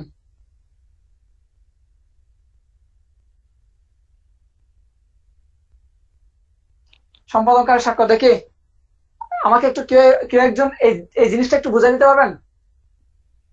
ইতি কেউ একজন বলেন, যদি বুঝাই দিতে পারেন ভালো, আর নাইলে আমি দিলাম। দেখেন, মিস্টার এক্স এবং ওয়াই এর মাঝে একটা এই যে দলিল, ধরেন এই দলিলটা কি হয়েছিল, সম্পাদিত হয়েছিল, অর্থাৎ এই দলিলটা হচ্ছে ওদের দুইজনের মধ্যে একটা চুক্তি হয়েছে, চুক্তির বিষয়বস্তু এই দলিলের মধ্যে আছে। তো এই দলিলের মধ্যে কারা কারা সিগনেচার করে আমরা জানি। প্রথমত সম্পাদনকারীর, এই যে ওনার হচ্ছে সম্পাদনকারী, ওনাদের সিগনেচার থাকবেন। এর বাইরে সাক্ষীদের সিগনেচার থাকবেন, তাহলে সাক্ষীদেরকে বলা হয় প্রত্যয়নকারী। সাক্ষী, এই যে সাক্ষীদের সিগনেচার থাকবেন, সাক্ষীদের। আর 2 নম্বর হচ্ছে ওনারা যেহেতু সম্পাদন করেন দলিলটা, একজন অন্যজনকে ইয়ে করেন, তাহলে সম্পাদনকারীর, এই যে সম্পাদনকারী, খেয়াল করবেন। তাহলে এক্স এবং ওয়াই কে বলা হচ্ছে সম্পাদনকারী, আর ওনাদের এই কাজের মধ্যে যে সমস্ত সাক্ষী উপস্থিত ছিলেন ওনাদেরকে বলা হয় সাক্ষী বা প্রত্যয়নকারী, যাই বলেন। তাহলে এই যে সাক্ষী, আমরা জানি কমপক্ষে 2 জন সাক্ষী থাকতে হয়। বর্তমানে রেজিস্ট্রেশন অ্যাক্ট অনুসারে কমপক্ষে 2 জন সাক্ষী থাকতে হয় যে কোনো একটা বিষয়ে। সাক্ষী দ্বারা যদি ইয়ে করতে হয়, সাক্ষীর বিধান থাকলে 2 জন সাক্ষীর কথা উল্লেখ আছে। দেখেন, তাহলে এই যে 2 জন সাক্ষীর মধ্যে যে কোনো একজন সাক্ষীর স্বাক্ষর যদি আপনি প্রমাণ করতে পারেন, অথবা যিনি সম্পাদন করেছেন ওই ব্যক্তির স্বাক্ষরটা যদি কিন্তু প্রমাণ তুমি করতে তো পারেন। 68-তে বলছো যে একজন সাক্ষী, ওইটাতে একজন সাক্ষী কেন? হ্যাঁ, এখন ওটা হচ্ছে প্রত্যয়নকারী স্বাক্ষর প্রমাণ। ব্যাপারটা হচ্ছে ধর আমার সাথে তোর একটা কি হইলো, একটা চুক্তি হয়েছে, এই চুক্তিতে সাক্ষী রাখতে হয়। আমরা বর্তমানে জানি সাক্ষীর বিধানটা কত, সর্বনিম্ন 2 জন সাক্ষী রাখতে হয়, সর্বনিম্ন 2 জন সাক্ষী থাকতে হয়। এখন 68-তে যে বিধানটা দেখছিলাম সেক্ষেত্রে ওই যে প্রত্যায়িত দলিলটা আমি কিভাবে প্রমাণ করব? প্রত্যায়িত দলিল হচ্ছে 2 জনের মধ্যে যে কোনো সাক্ষীকে আমি দেখে এই বিষয়টা কি করতে পারি, মানে মধ্যে থেকে যে কোনো একজনকে ডেকে আমি ওটা প্রমাণ করতে পারি। ওটা হচ্ছে 68-তে গেছিল। আর 69টা এখন ওনারা বেঁচে নেই, আমি যে ডাকবো, ডাকার সুযোগটা নেই, ওনারা তো মারা গেছেন। যদি মারা যায় সেক্ষেত্রে আমার 69, মারা না গেলে 68, মারা গেলে 69। তো সেক্ষেত্রে কি করবো, ওনারা তো মারা গেছেন, আমি কিভাবে প্রমাণ করব? ওই যে ওনাদের সিগনেচার ছিল ওই দলিলের মধ্যে, আর আমার এগেন্স্ট আরেকজন যিনি ছিলেন ওনার সিগনেচার আছে, এই সিগনেচার দিয়ে প্রমাণ করবো, ক্লিয়ার কিনা? হ্যাঁ, আচ্ছা, এখন একটা প্রশ্ন করি, এই যে সিগনেচারটা যে সঠিক কিনা, এটা কারা যাচাই করবেন? ওই সিগনেচার যারা পরীক্ষা করে অভিজ্ঞ ব্যক্তি, অভিজ্ঞ ওরা এক্সপার্ট। এই এক্সপার্ট এক্সপার্ট সিগনেচার যে, হ্যাঁ, এই যে সিগনেচারের এক্সপার্ট, মানে এক্সপার্টের যে আছে, মানে সিগনেচারের জন্য যে আলাদা এক্সপার্ট আছে, বা সিগনেচার এক্সপার্ট দ্বারা যে ইয়া করা যাবে, এই বিষয়টা সেকশন কততে বলা আছে মনে আছে? 47 মাথা রাখতে হবে। 47 টিপসই এবং স্বাক্ষরের বিষয়টা ওখানে বলা আছে। আচ্ছা, তো এখন গেল কি 68 গেল, 69 গেল। এবার most important section, PD plus return, 74 এবং 75। আচ্ছা, 74 কি বলছি মনে আছে? কারণ মনে আছে কি না? 74 সরকারি দলিল আর 75 বেসরকারি দলিল। আলহামদুলিল্লাহ। 74 সরকারি আর 75 হচ্ছে বেসরকারি। এখন আমরা দেখবো কোনগুলো সরকারি দলিল। ধরেন আপনার কাছে একটা ভোটার আইডি কার্ড আছে, এখন এটা সরকারি কিনা। ধরেন আপনার কাছে একটা জন্ম নিবন্ধনের কপি আছে, এটা সরকারি কিনা। অথবা আপনার সাথে আমার একটা বিক্রয় চুক্তি হয়েছে, এই বিক্রয় চুক্তিটা সরকারি দলিল কিনা, কিংবা একটা সরকারি দলিল কখন হবে, এই জিনিসটা, এগুলো হচ্ছে আমরা এখন ডিসকাস করব। অথবা আপনি মামলা করলেন, মামলা করা মাত্রই কি এটা সরকারি দলিল হবে কিনা, নাকি একটা সময় সাপেক্ষ ব্যাপার আছে, একটু দেখবো। দেখেন, প্রথমত আমরা 74 ক্লিয়ার করব, সরকারি দলিল। খুব মনোযোগ রাখবেন। আপনাদের সামনে যদি বিআরএফ থাকে তাহলে বিআরএফ দেখতে পারেন, যাদের সামনে বিআরএফ আসতে দেখতে পারেন, আর না দেখলে সমস্যা নেই। প্রথম কথা হচ্ছে সরকারি দলিলের মধ্যে যে কোনগুলো সরকারি দলিল মাথা রাখবেন, একটু মনোযোগ রাখবেন, আমি লিখতেছি। প্রথম হচ্ছে কোন একটা সার্বভৌম কর্তৃপক্ষের, খেয়াল করবেন, সার্বভৌম কর্তৃপক্ষের অথবা সরকারি প্রতিষ্ঠানের অথবা ট্রাইব্যুনালের। তাহলে দেখেন,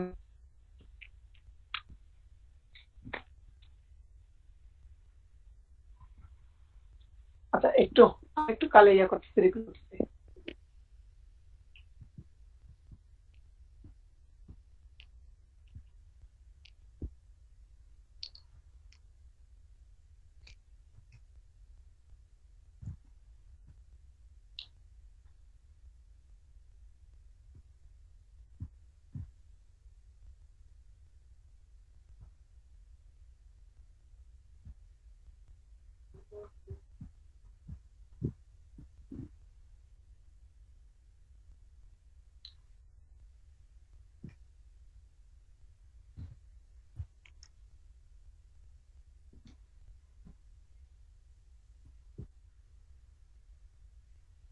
হ্যাঁ, একটু সরি, একটু কালে রিপিট করছিলাম। দেখেন, প্রথমে বলছিলাম কোন সার্বভৌম কর্তৃপক্ষের, প্রথমটা হচ্ছে সার্বভৌম কর্তৃপক্ষের।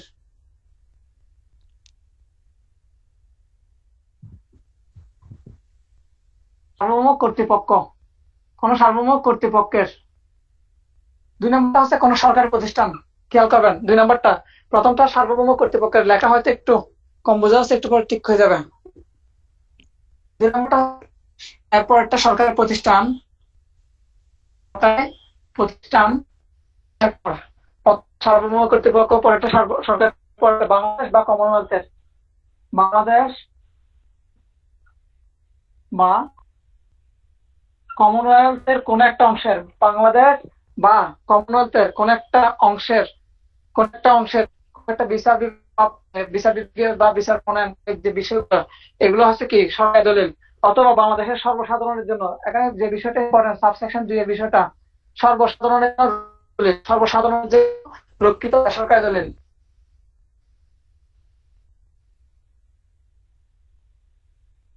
সর্বসাধারণের জন্য রক্ষিত বেসরকারি দলিল,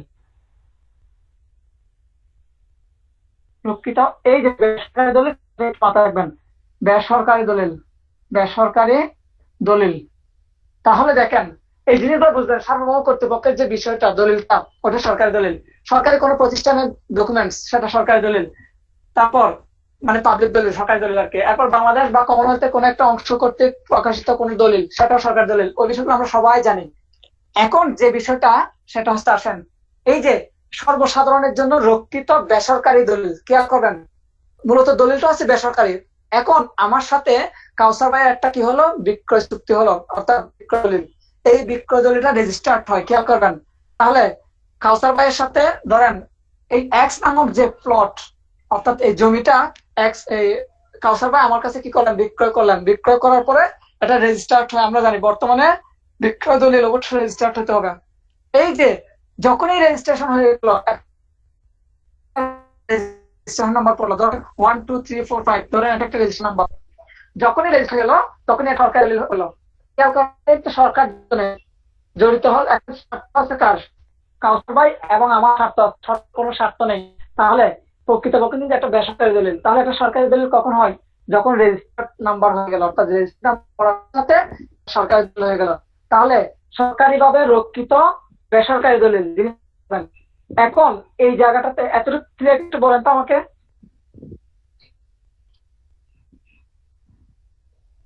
একটু ভাই কাসার ভাই একটু ক্লিয়ার একটু জানাবেন। হ্যাঁ ক্লিয়ার, আমি বুঝতে পেরেছি।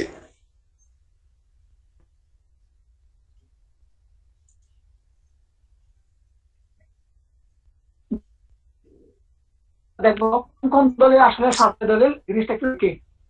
প্রথমত সার্টিফাইড কপি। সার্টিফাইড কপি, ধরেন আপনার একটা দলিল হারাই গেছে, আপনি অফিস থেকে কি করলেন, সার্টিফাইড কপি তুললেন। এই সার্টিফাইড কপিটা তখন সরকারি দলিল। Certified copy, certified copy, certified কপিটা হচ্ছে সরকারি দলিল এক। দ্বিতীয়ত আমরা যে রায় দেয়, রায়, রায় হচ্ছে সরকারি, রায় সরকারি দলিল।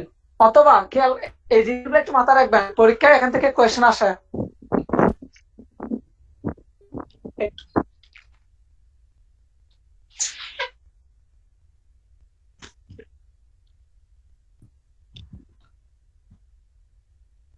তাহলে রায়, এরপর আপনার ডিক্রি, এরপরে নিবন্ধিত বিক্রয় দলিল। নিবন্ধিত মানে রেজিস্টার্ড, নিবন্ধিত বিক্রয় দলিল, নিবন্ধিত বিক্রয় দলিল।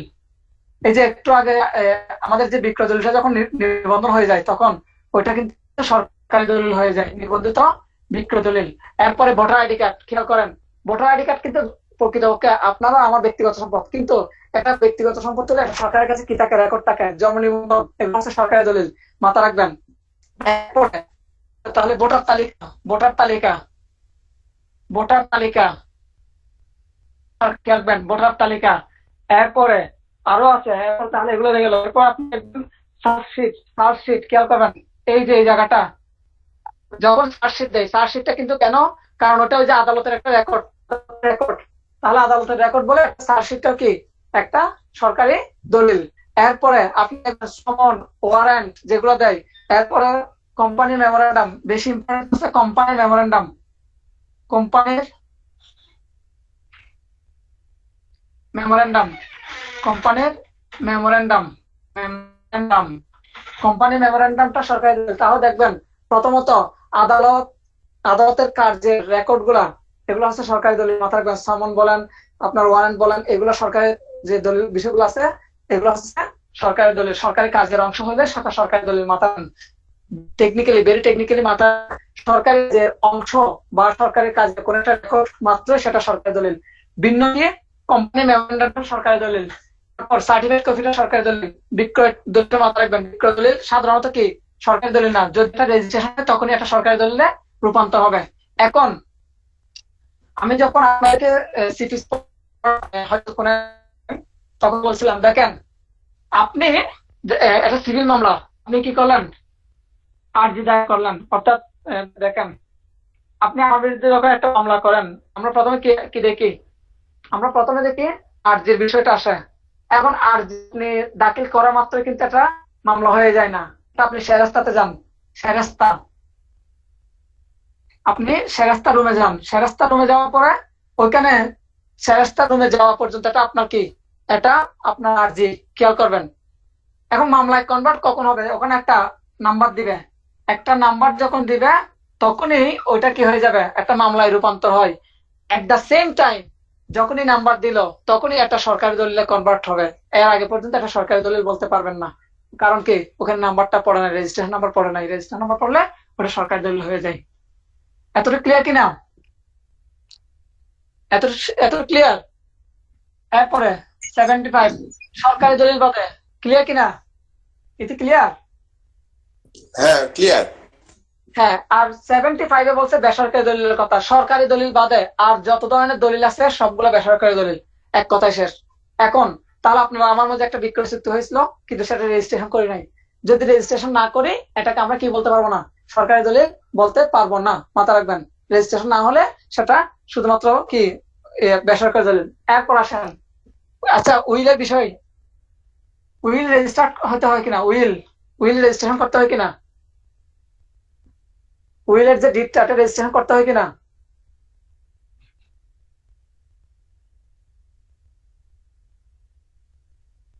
উইলের বিষয়টা রেজিস্ট্রেশন দরকার নাই, এই জন্য একটা বেসরকারি দলিল। রেজিস্ট্রেশন দরকার নাই, এই জন্য এটা বেসরকারি দলিল। এরপরে এফিডেভিট, এফিডেভিট হচ্ছে সরকারি দলিল না, এটা বেসরকারি দলিল। এফিডেভিট এটা বেসরকারি দলিল। হ্যাঁ, এফিডেভিট বেসরকারি দলিল। এরপর পরীক্ষা মাথা রাখবেন, প্রমিজরি নোট, প্রমিজরি নোট হচ্ছে বেসরকারি দলিল, এগুলো মাথায় রাখবেন। আচ্ছা, এখন আমরা 75 শেষ করলাম। 75 এর পর আমরা একটু সামনের দিকে যাব।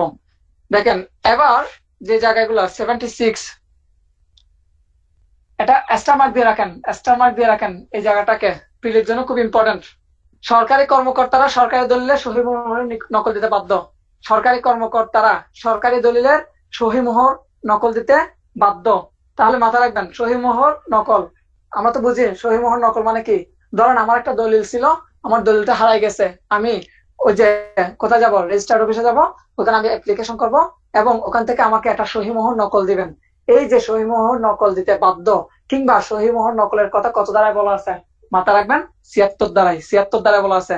এখন সহি মোহর আপনাকে নকল দিল, এই নকলের মধ্যে কি কি থাকতে হবে এই জিনিসটাও একটু দেখবেন, কি কি থাকবে খেয়াল করবেন।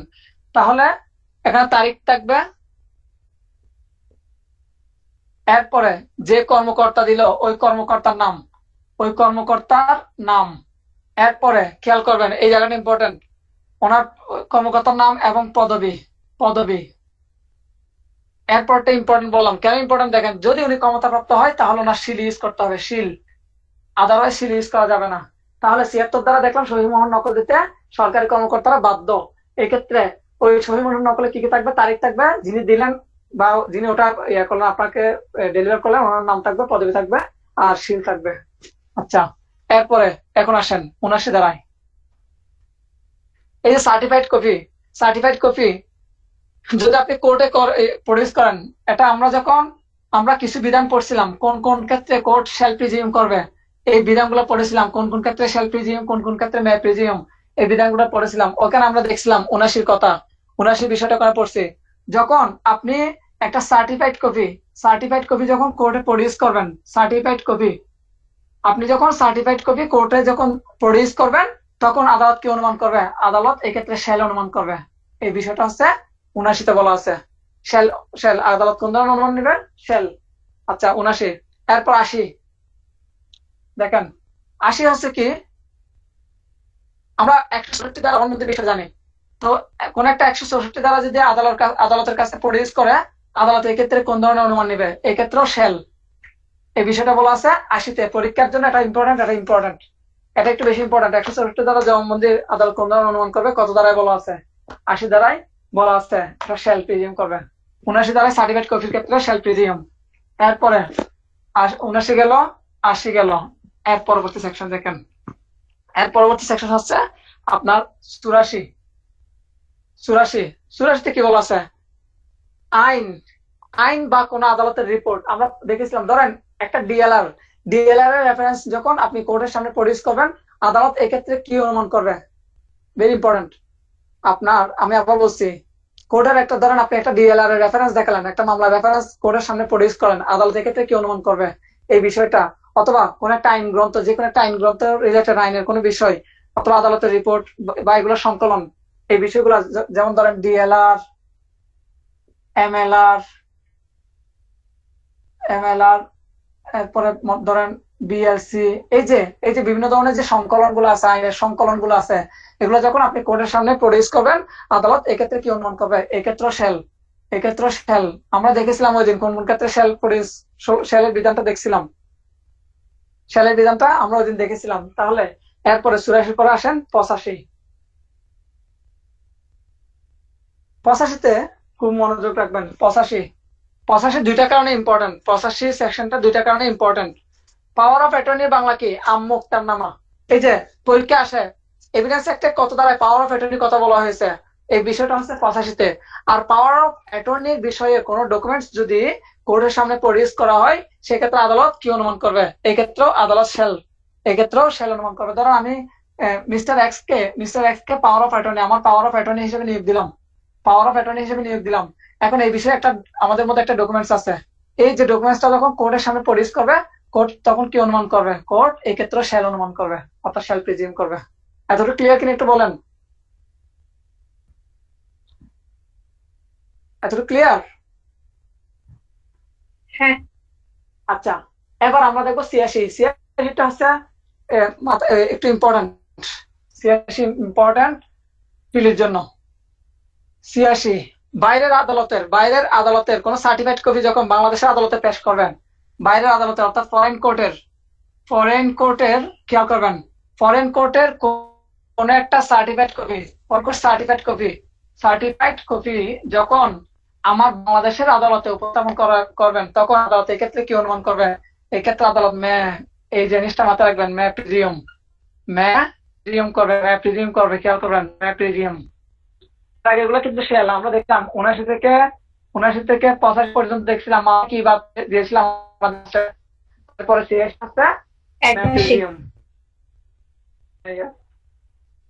এগুলো মাথায় রাখলে ইনশাল্লাহ প্রিলি আপনাকে কেউ কাটতে পারবে না। আরেকটা বিষয় সব থেকে বেশি ইম্পর্টেন্ট, নেক্সট যারা প্রিলিতে প্রিলি কমপ্লিট করবেন, এখানে যদি আপনারা কয়েকজন আছেন, আরো বাকিরা তো নেই, যাই হোক আজকে নেই। নেক্সট পিলিটা মোটামুটি বুঝতে পারতেছেন কি হতে যাচ্ছে। আর 29 তারিখ আমাদের ইনশাল্লাহ রেজাল্ট দিব। আপনাদের দোয়া করবেন, দোয়া রাখবেন যাতে ভালো একটা নিউজ আসে। আর এর পরবর্তীতে খুব বেশি দিন সময় নিবে না, ভাইবা হয়ে যাবে। যতটুকু জানলাম, যতটুকু শুনলাম, খুব শীঘ্রই কিন্তু ভাইবাটা শেষ করবেন। এর পরপরই কিন্তু 2021-এর মধ্যে নেক্সট প্রিলিমিনারি পরীক্ষাটা নেওয়ার অনেক বেশি টেন্ডেন্সি আছে তাদের, সো একটু মাথায় রাখবেন। আচ্ছা, এখন আমরা দেখব 90, সেকশন 90, ইম্পর্টেন্ট সেকশন 90। আচ্ছা, 90-তে বেশি কিছু মাথায় রাখবে না। প্রথম কথা হচ্ছে 30 বছরের পুরাতন দলিল মাথায় রাখবেন। 30 বছরের পুরাতন দলিলের কথা কোথায় বলছে? সেকশন 90। টেকনিক্যালি মাথায় রাখবেন 30-90 আপনাদের ইচ্ছা। 30 বছরের পুরাতন দলিল। এখন 30 বছরের পুরাতন দলিল, ধরেন 30 বছরের পুরাতন একটা দলিল, আমি ধরেন আজ থেকে 30 বছর আগে আমার সাথে কাউসার ভাইয়ের একটা ইয়াতে আমি সম্পাদন করেছিলাম দলিলটা, আজ থেকে 30 বছর আগে সম্পাদন করেছিলাম। এই যে 30 বছর পরে আজকে এই দলিলটা আমার কাছ থেকে উদ্ধার করা হয়েছে, খেয়াল করেন। তাহলে 30 বছরের পুরাতন দলিল যে ব্যক্তি সম্পাদন করেছিলেন, ওই ব্যক্তির কাছ থেকে যদি উদ্ধার করা হয়, অর্থাৎ যিনি সম্পাদন করছেন বা যার কাছে থাকা দরকার এই দলিলটা, ওই ব্যক্তির কাছ থেকে যদি উদ্ধার করা হয়, যার কাছে থাকা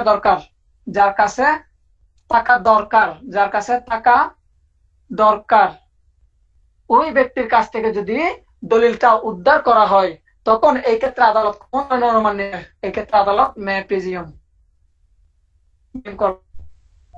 প্রিজিউমের বিষয় এই ক্ষেত্রে আদালত প্রিজিউম করবেন।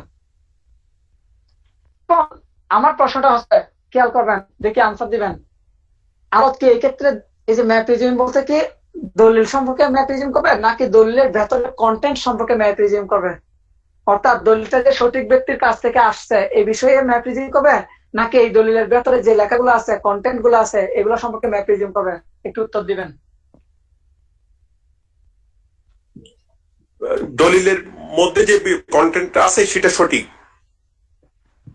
না, দেখেন, শুধুমাত্র দলিলটা যে সঠিক ব্যক্তির কাছ থেকে উদ্ধার করা হয়েছে সেই বিষয়ে অনুমান করবে।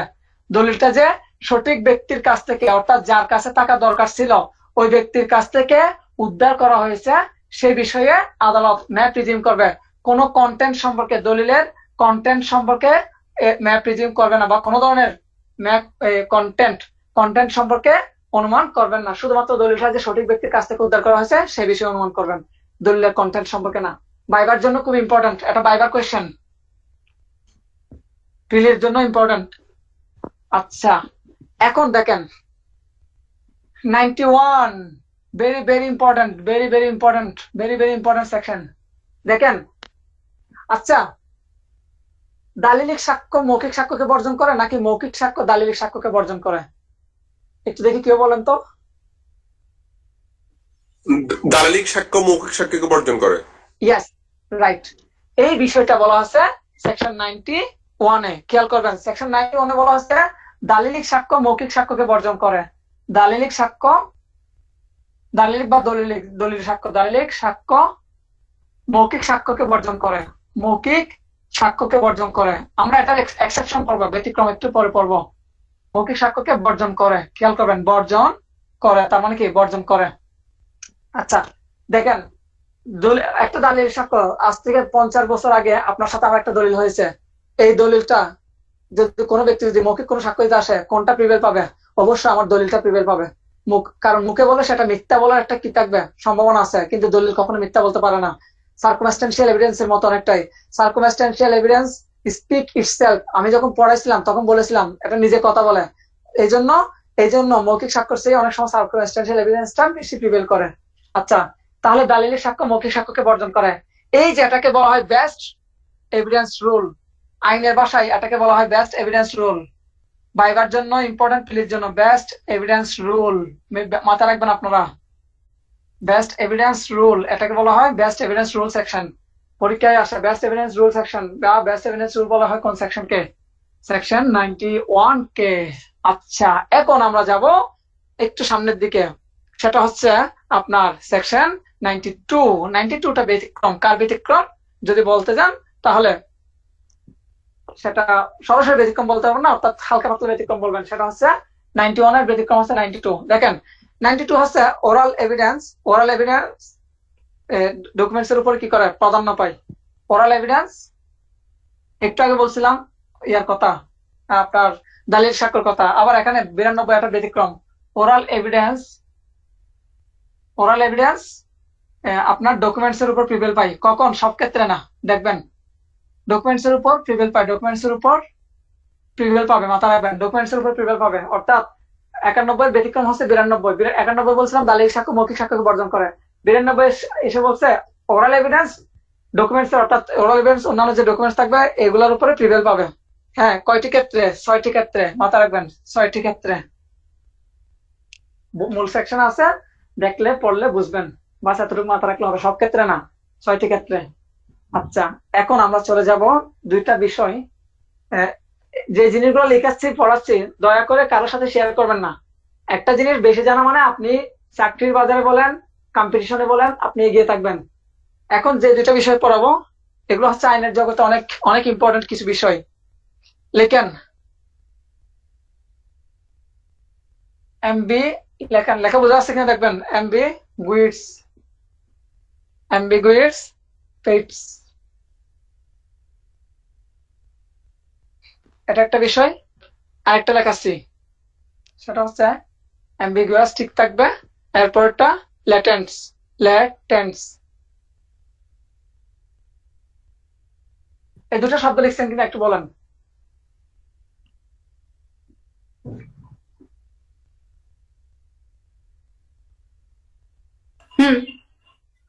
কাউসার ভাই লিখছেন?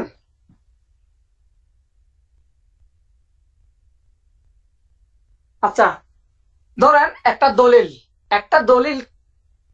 আমি প্রথমটা বোঝাচ্ছি। এটা হচ্ছে 93, এটা হচ্ছে 93, আর এটা হচ্ছে 95 থেকে 97 এই বিষয়গুলো নিয়ে ডিল করছে এটা, আর 93 ডিল করছে এটা নিয়ে। দেখেন, একটা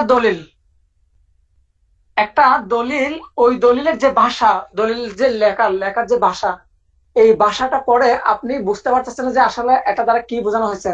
অর্থাৎ একটা মেজর ফল্ট দেখছেন দলিলের ভাষা দ্বারা, দেখতেছেন যে কি আপনার কাছে ক্লিয়ার না, দলিল ক্লিয়ার না, দলিলের ভাষা দ্বারা দেখতেছেন যে আপনার কাছে দলিলটা ক্লিয়ার না, এটা ত্রুটিপূর্ণ, একটা মেজর ফল্ট আছে।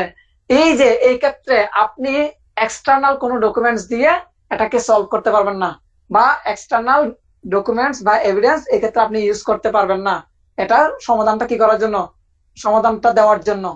এই বিষয়টা হচ্ছে অ্যাম্বিগুয়াস স্টেটস, এই বিষয়টা বলা হচ্ছে 93-তে। অর্থাৎ 93-তে বলা হচ্ছে আপনার দলিলের ভাষা পরে যদি আপনার কাছে মনে হয় যে কি এটা ত্রুটিপূর্ণ, একটা মেজর ফল্ট আছে, তখন আপনি এক্সটার্নাল কোনো ডকুমেন্টস এক্ষেত্রে ইউজ করতে পারবেন না। ওটাকে কি করার জন্য, বৈধতা দেওয়ার জন্য। এতটুকু ক্লিয়ার কিনা বলেন তো? ক্লিয়ার?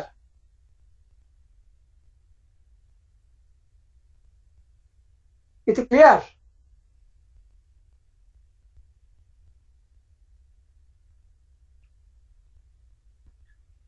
ক্লিয়ার হ্যাঁ, কিনা? কিন্তু সেক্ষেত্রে কি করবে?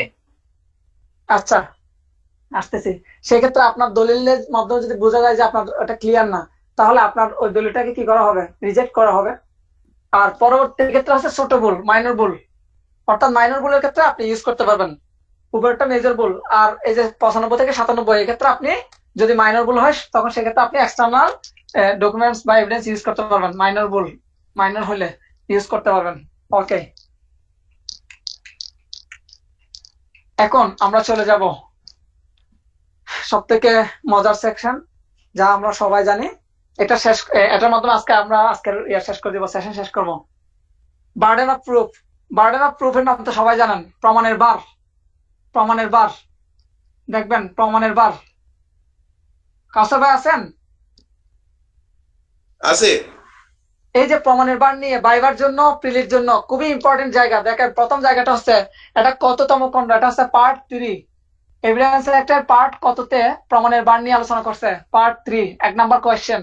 প্রিলির জন্য প্লাস বাইবার জন্য পরীক্ষায় জিজ্ঞেস করবে প্রমাণের বার সাক্ষ্য আইনের কোন খণ্ডে আলোচনা করা হয়েছে, খণ্ড 3। এখন খণ্ড 3 যদি অধ্যায় বা চ্যাপ্টার জিজ্ঞেস করে, সপ্তম অধ্যায় গেল, দুইটা বিষয় গেল। 3 নাম্বার বিষয়টা হচ্ছে সেকশন কত থেকে কত, 101 থেকে 111। প্রিলি প্লাস বাইবার জন্য এই 3টা question most most most important. আশা করি এতটুকু ক্লিয়ার। এখন যাচ্ছি সামনের দিকে।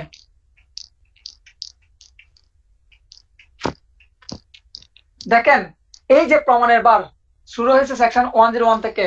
101-এ বলা হচ্ছে যিনি দাবি করবেন প্রমাণের বারটা তার। ধরেন আমি দাবি করলাম যে কি আমি রাজস্বী কাপুর কাছ থেকে 1 লক্ষ টাকা পাই। এই যে আমি দাবি করলাম, সো প্রমাণটা আমাকেই করতে হবে। হ্যাঁ, যে আমি দাবি করলাম আমি রাজস্বী কাপুর কাছ থেকে 1 লক্ষ টাকা পাই, সো এখানে প্রমাণটা আমাকেই করতে হবে। তার মানে কি, যিনি দাবি করবেন ওনাকে প্রমাণ করতে হবে। এটা বলা হয়েছে 101-এ। খেয়াল রাখবেন, 101-এ বলা হয়েছে কি যিনি দাবি করবেন ওনাকে প্রমাণ করতে হবে, মামলাটা ওনাকে প্রমাণ করতে হবে। তবে এটার ব্যতিক্রম আছে, ভেরি ইম্পর্টেন্ট জায়গাটা, এটার ব্যতিক্রম, এক্সেপশন। এই জিনিসগুলা কারোর সাথে শেয়ার করবেন না, নিজেদের মধ্যে রাখবেন। 2টা এক্সেপশন, একটা হচ্ছে পর্দানশীল মহিলা। এই আইনটা হচ্ছে 1872 সালে যখন আইন করছিল, তখন কিন্তু উপমহাদেশটা খুবই ধর্মীয় ছিল, ধর্ম মেনটেন করতো। সময়ের সাথে সাথে একটু ধর্মের প্রতি মানুষের ভালোবাসাটা একটু কমে গেছে, তারপর পর্দার প্রতি অনেকটা কমে গেছে, যার কারণে এখন আর ওভাবে মেনটেন করা হয় না। তখন 1872 সালে যখন করা হয়েছিল তখন কিন্তু এগুলো খুব মেনটেন করা হতো। তাহলে পর্দানশীল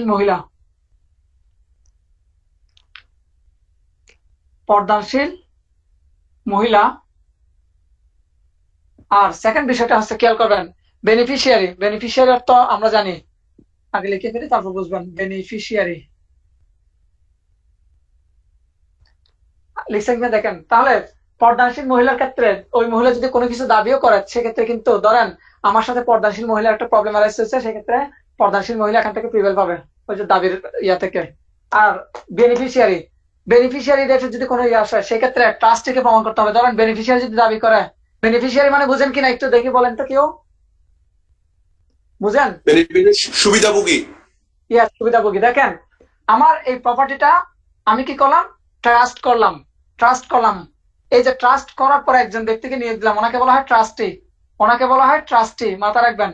এখন এই যে আমার এই প্রপার্টি থেকে যা আয় আসবে, ওই আয়টা আমি কিছু গরিব মানুষের স্বার্থে দিয়ে দিলাম।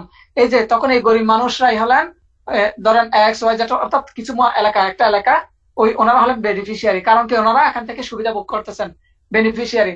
আর আমি যে দিলাম, খেয়াল করবেন, তাহলে আমি এই ব্যক্তিকে ট্রাস্টে নিয়োগ করলাম, আর এই যারা ভোগ করবেন এখান থেকে সুযোগ সুবিধা তারা হচ্ছে বেনিফিশিয়ারি।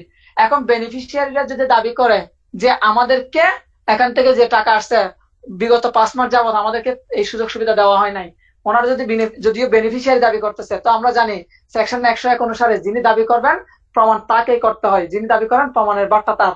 কিন্তু এক্ষেত্রে ভিন্ন, এক্ষেত্রে ব্যতিক্রম। বলা হচ্ছে কি এক্ষেত্রে যদিও বেনিফিশিয়ারি দাবি করছে কিন্তু প্রমাণটা করে দেখাতে হবে কাকে?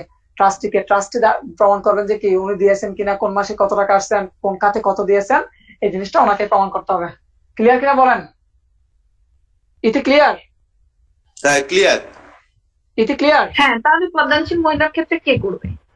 ওই যে ওনার এগেনস্টে যিনি থাকবেন উনি প্রমাণ করবেন। পর্দানশীল মহিলা তখন রক্ষা পেয়ে যাবেন, পর্দানশীল এই জন্য। আচ্ছা, এখন 102 পর্ব সেকশন 102 দেখেন।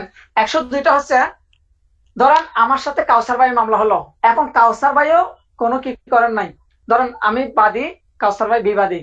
এখন আমিও কোনো ডকুমেন্টস বা কোনো এভিডেন্স করি নাই, আমি কোনো এভিডেন্স শো করি না বা এভিডেন্স করি না, শো করি নাই বা প্রডিউস করি নাই, আর কাউসার ভাই করেন নাই। এখন এই 102টা হচ্ছে মূলত 101-এর একটা টেস্ট বলা যায়। কিরকম দেখেন, যিনি মামলায় হেরে যাবেন ওনাকে প্রমাণ করতে হবে। তাহলে মামলা কিন্তু করছিলাম আমি, এখন এখানে কিন্তু কাউসার ভাইয়ের কোনো লস নাই, কারণ কি উনি ডকুমেন্টস দিলেও কোনো লস নাই, না দিলেও লস নাই। কিন্তু আমি যদি জমা না দিই তাহলে লস। তাহলে দেখেন দুইটা পক্ষের কোনো পক্ষ যদি কোনো এভিডেন্স না দেন তাহলে সেই ক্ষেত্রে যিনি মামলায় হেরে যাবেন প্রমাণের বার্তা তখন তার উপর গিয়ে বর্তায়। ক্লিয়ার কিনা একটু বলেন? ক্লিয়ার? সরি, আমি শুনি না, একটু আবার বলতো। ধরেন আমরা 101-এ দেখলাম মামলা যিনি দাবি করবেন মামলার প্রমাণের বার্তা তার, আর 102টা হচ্ছে মূলত 101-এর একটা টেস্ট। কিরকম দেখেন, 102টা হচ্ছে জিনিসটা আগে আমি মূল কথাটা বলি, যিনি মামলায় হেরে যাবেন প্রমাণের বার্তা তার, এটা হচ্ছে মূল কথা। যিনি মামলায় হেরে যাবেন বা ক্ষতিগ্রস্ত হবেন প্রমাণের বার্তা তার উপর গিয়ে বর্তায়। এখন কিরকম দেখেন, ধরেন কাউসার ভাইয়ের সাথে আমার একটা মামলা হয়েছে, মামলাটা করছি আমি, তাহলে আমি বাদী, কাউসার ভাই বিবাদী। এখন আমি কোনো এভিডেন্স জমা দিই নাই, আমি এভিডেন্স জমা না দিলে এখন এখানে কাউসার ভাই কোনো লস নাই, কাউসার ভাই কোনো এভিডেন্স জমা দেয় নাই। কাউসার ভাই দিলে লস নাই, না দিলে লস নাই। কেন লস নাই? কারণ দাবি যেহেতু আমি করছি, সো এখানে কাউসার ভাই হেরে যাওয়ার পসিবিলিটি নাই। এখন কাউসার ভাই এভিডেন্স জমা দেয় নাই, আমি এভিডেন্স জমা দিই নাই, তাহলে কোনো পক্ষ যদি এভিডেন্স না দিই মামলা হেরে যাওয়ার ভয় কার? আমার। ক্ষতিগ্রস্ত হবো কে? আমি, কারণ মামলা আমি করছি এই জন্য আমি ক্ষতিগ্রস্ত হব। সো বলা হচ্ছে যদি কোনো পক্ষ যদি কি না দেয়, ডকুমেন্টস জমা না দেয়, তাহলে যে পক্ষ ক্ষতিগ্রস্ত হবেন প্রমাণের বার্তা তার, বা যে পক্ষ হেরে যাবেন সম্ভাবনা আছে প্রমাণের বার্তা তার। ক্লিয়ার কিনা? হ্যাঁ। ওকে।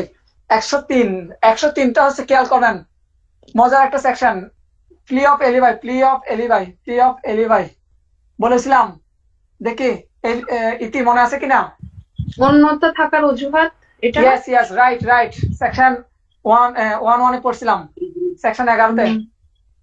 এই যে অন্যত্র থাকার যে বিষয়টা, সেটা প্রমাণের বার্তা হচ্ছে 103 ধারা অনুসারে যিনি দাবি করবেন ওনার, এটা মূলত একটা পার্টিকুলার বিষয়, পার্টিকুলার ইংলিশে বলে, অর্থাৎ একটা নির্দিষ্ট বিষয় যখন কারো নলেজে থাকেন ওই নির্দিষ্ট বিষয়টা প্রমাণের বার্তা তার।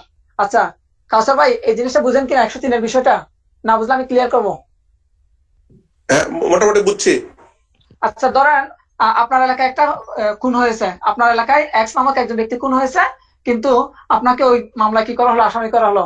দুঃখের বিষয় যে আপনি ওই দিন ঢাকায় ছিলেন, আপনি কিন্তু এলাকায় ছিলেন না। আপনি ঢাকায় ছিলেন কিন্তু আপনাকে ঢাকায় থাকা সত্ত্বেও আপনাকে এই মামলায় আসামি করা হয়েছে। পরবর্তীতে এই যে আপনি যে এখানে ছিলেন না, অন্যত্র ছিলেন, এই বিষয়টা আপনাকে প্রমাণ করতে হবে। এই বিষয়টা বলা হচ্ছে 103-এ। আশা করি ক্লিয়ার। আচ্ছা এখন দেখেন সেকশন 104। 104টা হচ্ছে ঘটনা সাপেক্ষ, অর্থাৎ শর্ত সাপেক্ষ, সাপেক্ষ ব্যাপার। ধরেন এটা একটা ঘটনা, এটা একটা ঘটনা, আপনার মামলা হয়েছে মূলত এটার প্রমাণ করবেন। এটা কিরকম যে এক্স ওয়াই কে মারলো কিনা বা এক্স ওয়াই কে হত্যা করছে কিনা, এই যে হত্যা করছে কিনা সেটা হচ্ছে প্রমাণের বিষয়। এই মামলার বিচার্য বিষয় হচ্ছে হত্যা করছে কিনা।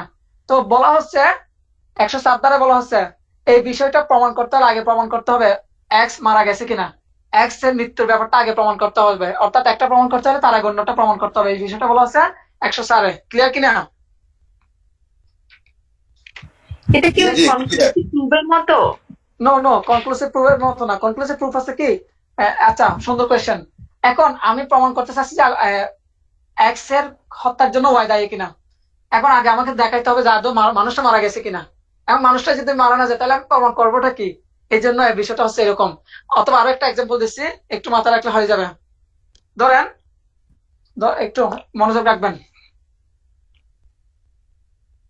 ধরেন এটা হচ্ছে আপনার অরিজিনাল দলিল, এটা অরিজিনাল দলিল, অরিজিনাল দলিল। এখন পরবর্তীতে মামলায় একটা মামলায় আপনাকে এই জিনিসটা কি করতে হচ্ছে, এই অরিজিনাল দলিল নিয়ে একটা মামলা হয়েছে, কিন্তু আপনার অরিজিনাল দলিলটা হারাই গেছে, অরিজিনাল দলিলটা হারিয়ে গেছে, মাথা রাখবেন। এখন আমরা জানি 65 এর অধীনে অরিজিনাল দলিলের অপোজিশনে কি করা যায়, মাধ্যমিক অর্থাৎ প্রাথমিক দলিলের পরিবর্তে মাধ্যমিক দলিল ইউজ করা যায়। কখন? যদি হারিয়ে যায়। আমরা 65-তে দেখেছি।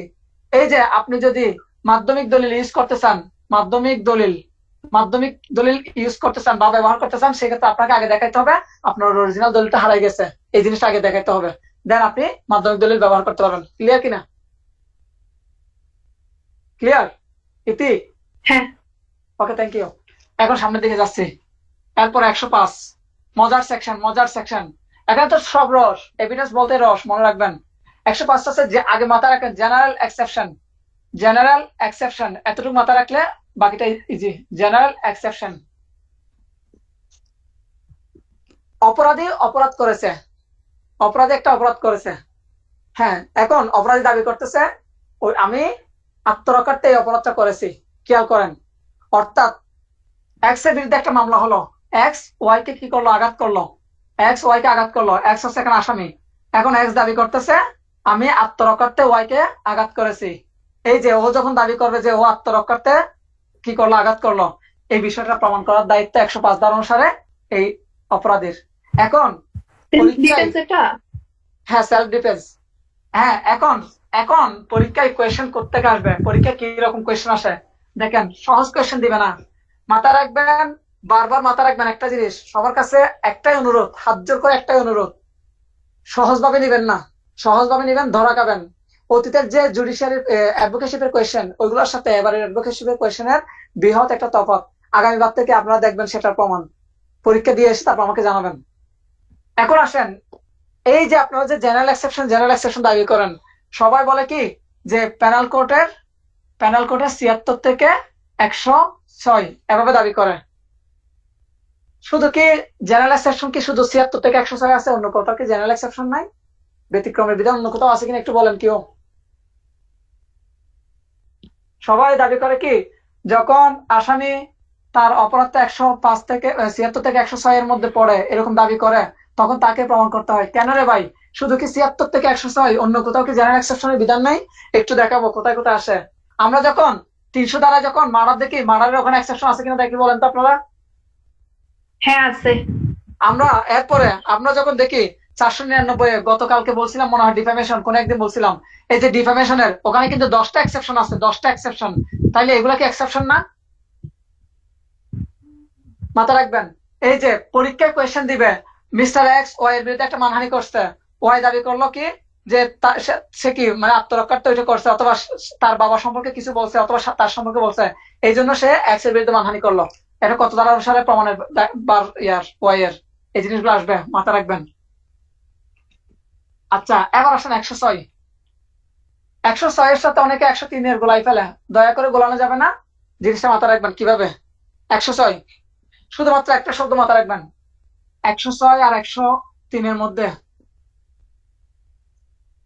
পার্থক্যটা হচ্ছে এই শব্দটা বিশেষভাবে যখন কোন একটা বিষয়, খেয়াল করবেন, বিশেষভাবে যখন কোন একটা বিষয় কারো জানা থাকে, তখন ওই ঘটনাটা প্রমাণের বার্তা। বিশেষভাবে শব্দটা আসলে 106। দেখেন এখান থেকে যে এক্সাম্পলটা আসবে, এক্স বিমানে করে ঢাকা ভ্রমণ করলেন। এখন তার কাছে টিকিট আছে কি নেই, তার কাছে বিমানের টিকিট আছে কি নেই, এই জিনিসটা প্রমাণের বার হচ্ছে তার নিজের। তাহলে কারণ কি বিশেষভাবে এই নলেজ, বিষয়টা তার নলেজ আছে, বিশেষভাবে এই ঘটনাটা, এই যে এভিডেন্সটা তার নলেজ আছে, এক্স এর নলেজ আছে, এই জন্য এক্স কে প্রমাণ করতে হবে 106 দ্বারা। আশা করি ক্লিয়ার কিনা। এবার আপনারা যে জায়গায় গোলাবেন 107 এবং 108, 107 এবং 108 এগুলো আজকে ক্লিয়ার করবো নাকি নেক্সট দিন ক্লিয়ার করবো একটু বলেন তো। এখন আর 4টা সেকশন আছে, 4টা। ক্লিয়ার করবো কিনা? 4টা না 3টা? ক্লিয়ার করবো কিনা? করে ফেল। আচ্ছা, 107-এর বিষয়টা মাথায় রাখবেন। মাথায় রাখবেন কিভাবে দেখেন। প্রথমত 107 হচ্ছে 30 বছরের একটা বিষয় আছে, 30 বছরের। আর 108 হচ্ছে 7 বছরের। দেখেন, প্রথমে মাথায় রাখবেন সাথে সাথে 7 যাবে না, মনে রাখবেন। এই জন্য প্রথমে 30 বছরের বিধান, আর সাথে হচ্ছে সরি 8 হচ্ছে 7 বছরের বিধান। কিরকম দেখেন, 30 বছর যাবত 30 বছর যাবত আপনাদের সামনে বই আছে কিনা একটু বলেন তো। আছে, আমার আমার আমার আমার কাছে আছে। আচ্ছা, এখন এই যে 30 বছরের যে বিধানটা, এটা দ্বারা কি বোঝেন একটু দেখি বলেন তো, একটু রিডিং পড়েন।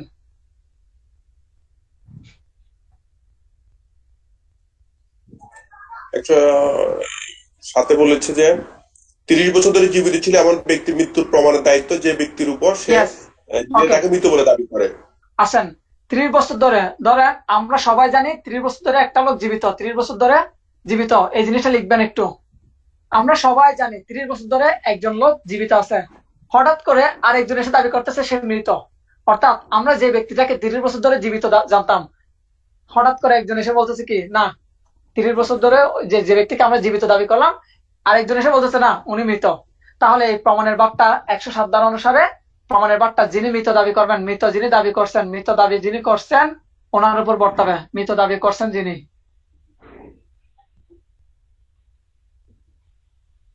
তাহলে দেখেন, যিনি মৃত দাবি করছেন প্রমাণের বার্তা তখন তার উপর। ক্লিয়ার কিনা একটু বলেন তো।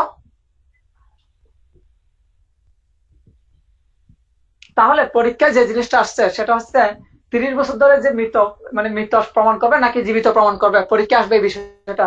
30 বছর ধরে জীবিত নাকি মৃত। তো সাধারণত আমরা সবাই জানি ভাই 30 বছর লং একটা সময়, এখানে মনে হয় মৃত না, এখানে মনে হয় জীবিত প্রমাণ করবে।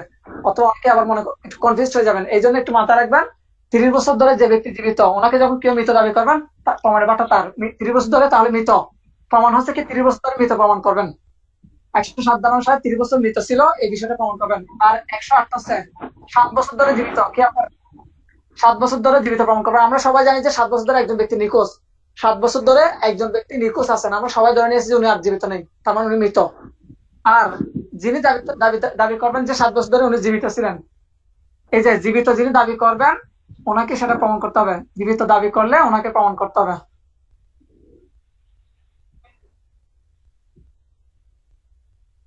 এতটুকু ক্লিয়ার কিনা? ক্লিয়ার।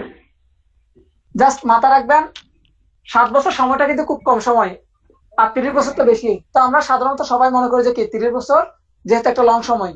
তো এখন দেখেন এখানে টেকনিকটা হচ্ছে কিরকম, 30 বছর যেহেতু লং সময় এই জন্য মৃত প্রমাণ করবে, আর 7 বছর কম সময় এই জন্য জীবিত প্রমাণ করবে। কে করবে? যিনি দাবি করবেন উনি করবে। এবার মাথা রাখবেন 30 বছর বেশি সময় এই জন্য মৃত।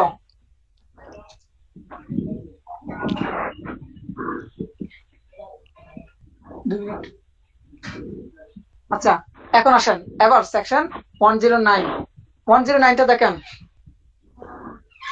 আপনার অংশীদার অংশীদার যখন মালিক এবং জমিদার এবং প্রজার যে বিষয়গুলা, জমিদার এবং প্রজার যে বিষয়গুলা, এই বিষয়গুলা নিয়ে ডিল করতেছে 109। এগুলো ইম্পর্টেন্ট, তেমন একটা ইম্পর্টেন্ট না।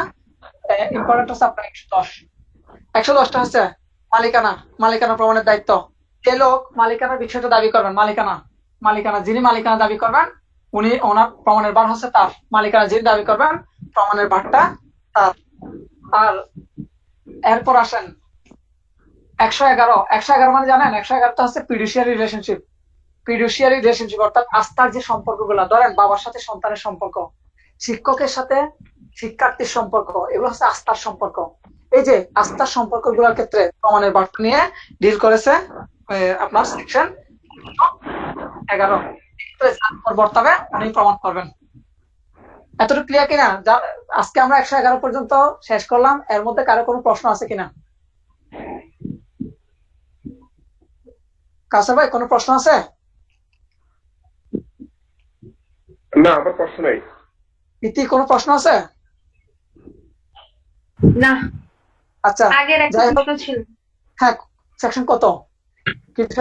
সেকশন দাঁড়া একটু বলতেছি। আচ্ছা আচ্ছা, হ্যাঁ, প্রশ্নটা হলো যে টেস্ট সেরকম কিছু না, সেটা হলো যে ডাইং ডিক্লারেশনের ক্ষেত্রে আমার যতটুকু মনে পড়ে, তুই আমাদেরকে আগে বলছিলি যে 4টা ক্ষেত্রে, হুম হুম। না আগে বলছিলি 5টা ক্ষেত্রে, সেদিন পড়ানোর সময় বলছিস 4টা ক্ষেত্রে, এখন ক্ষেত্র আসলে কয়টা? 33 বলতেছি 32 হচ্ছে 4টা ক্ষেত্র, 33 হচ্ছে 5টা। দুইটার মধ্যে পার্থক্যটা কোথায়? ওখানে এক্সট্রা আসছে কোনটা? সরিয়ে রাখলে, সাক্ষীকে যখন সরিয়ে রাখবে ওইটা হচ্ছে 33 এক্সট্রা আসছে, আর বাকি 4টা মিল আছে। 32-এ 4টা ক্ষেত্র, 33-এ 5টা ক্ষেত্র। সাধারণ বইগুলোতে বলা হচ্ছে কি 32-33 দুইটাতে কিন্তু 4টা ক্ষেত্র দেখাচ্ছে, যেমন আইন পাঠে 4টা ক্ষেত্র বলছে। এই জিনিসটা বলছিলাম যে কি ব্যতিক্রম, মানে একটা বইয়ের সাথে মূল জায়গার তাহলে পার্থক্যটা। এখন যদি 32-এ প্রশ্ন আসে সেক্ষেত্রে কোনটা দিব? 4টা? 4টা। আর 33 আসলে 5টা। আচ্ছা আচ্ছা। কারণ ভাই ওই যে ডাইং ডিক্লারেশনের যে ব্যাপারটা, ওটা হচ্ছে একজন ব্যক্তি মৃত। এখন ওনাকে কি ইয়া করা যাবে? এই এখন ওনাকে কেউ সরিয়ে রাখতে পারবে? ওকে, যাই হোক, আমরা 111 পর্যন্ত শেষ করলাম। ইনশাল্লাহ কালকে আমরা এভিডেন্স চেক শেষ করব। চেষ্টা করবেন উপস্থিত থাকার। আর যারা উপস্থিত নেই তাদের জন্য মানে আমার বলার কিছু নাই, সোজা বাংলায় বলার কিছু নাই। সময় বলে দিবে যে আপনারা কেন উপস্থিত নেই। আমার দিন শেষে ওই যে কথা একটাই, দিন শেষে হচ্ছে কি জানেন, আপনাদের সাথে আমার একটা কন্ট্যাক্ট, ওই কন্ট্যাক্টের বেসিসে আমার ফিটা পাইলে হচ্ছে, আমার আর কিছু লাগবে না। কিন্তু ক্লাসে অ্যাটেন্ড থাকেন না থাকেন এগুলো হচ্ছে আপনাদের বিষয়, জবাব আপনারা দিবেন পরীক্ষা থেকে বের হওয়ার পরে। আচ্ছা ঠিক আছে, ভালো থাকবেন, দোয়া করবেন। আর কালকে দেখা হচ্ছে ইনশাল্লাহ, কালকে না পরশু, যতদিন আচ্ছা যেদিন শিডিউল আছে। আচ্ছা দোয়া করবেন, আচ্ছা, আসসালামু আলাইকুম। ওয়ালাইকুম আসসালাম। কাউসার ভাই দোয়া করবেন, আসসালামু আলাইকুম। জি ওয়ালাইকুম আসসালাম।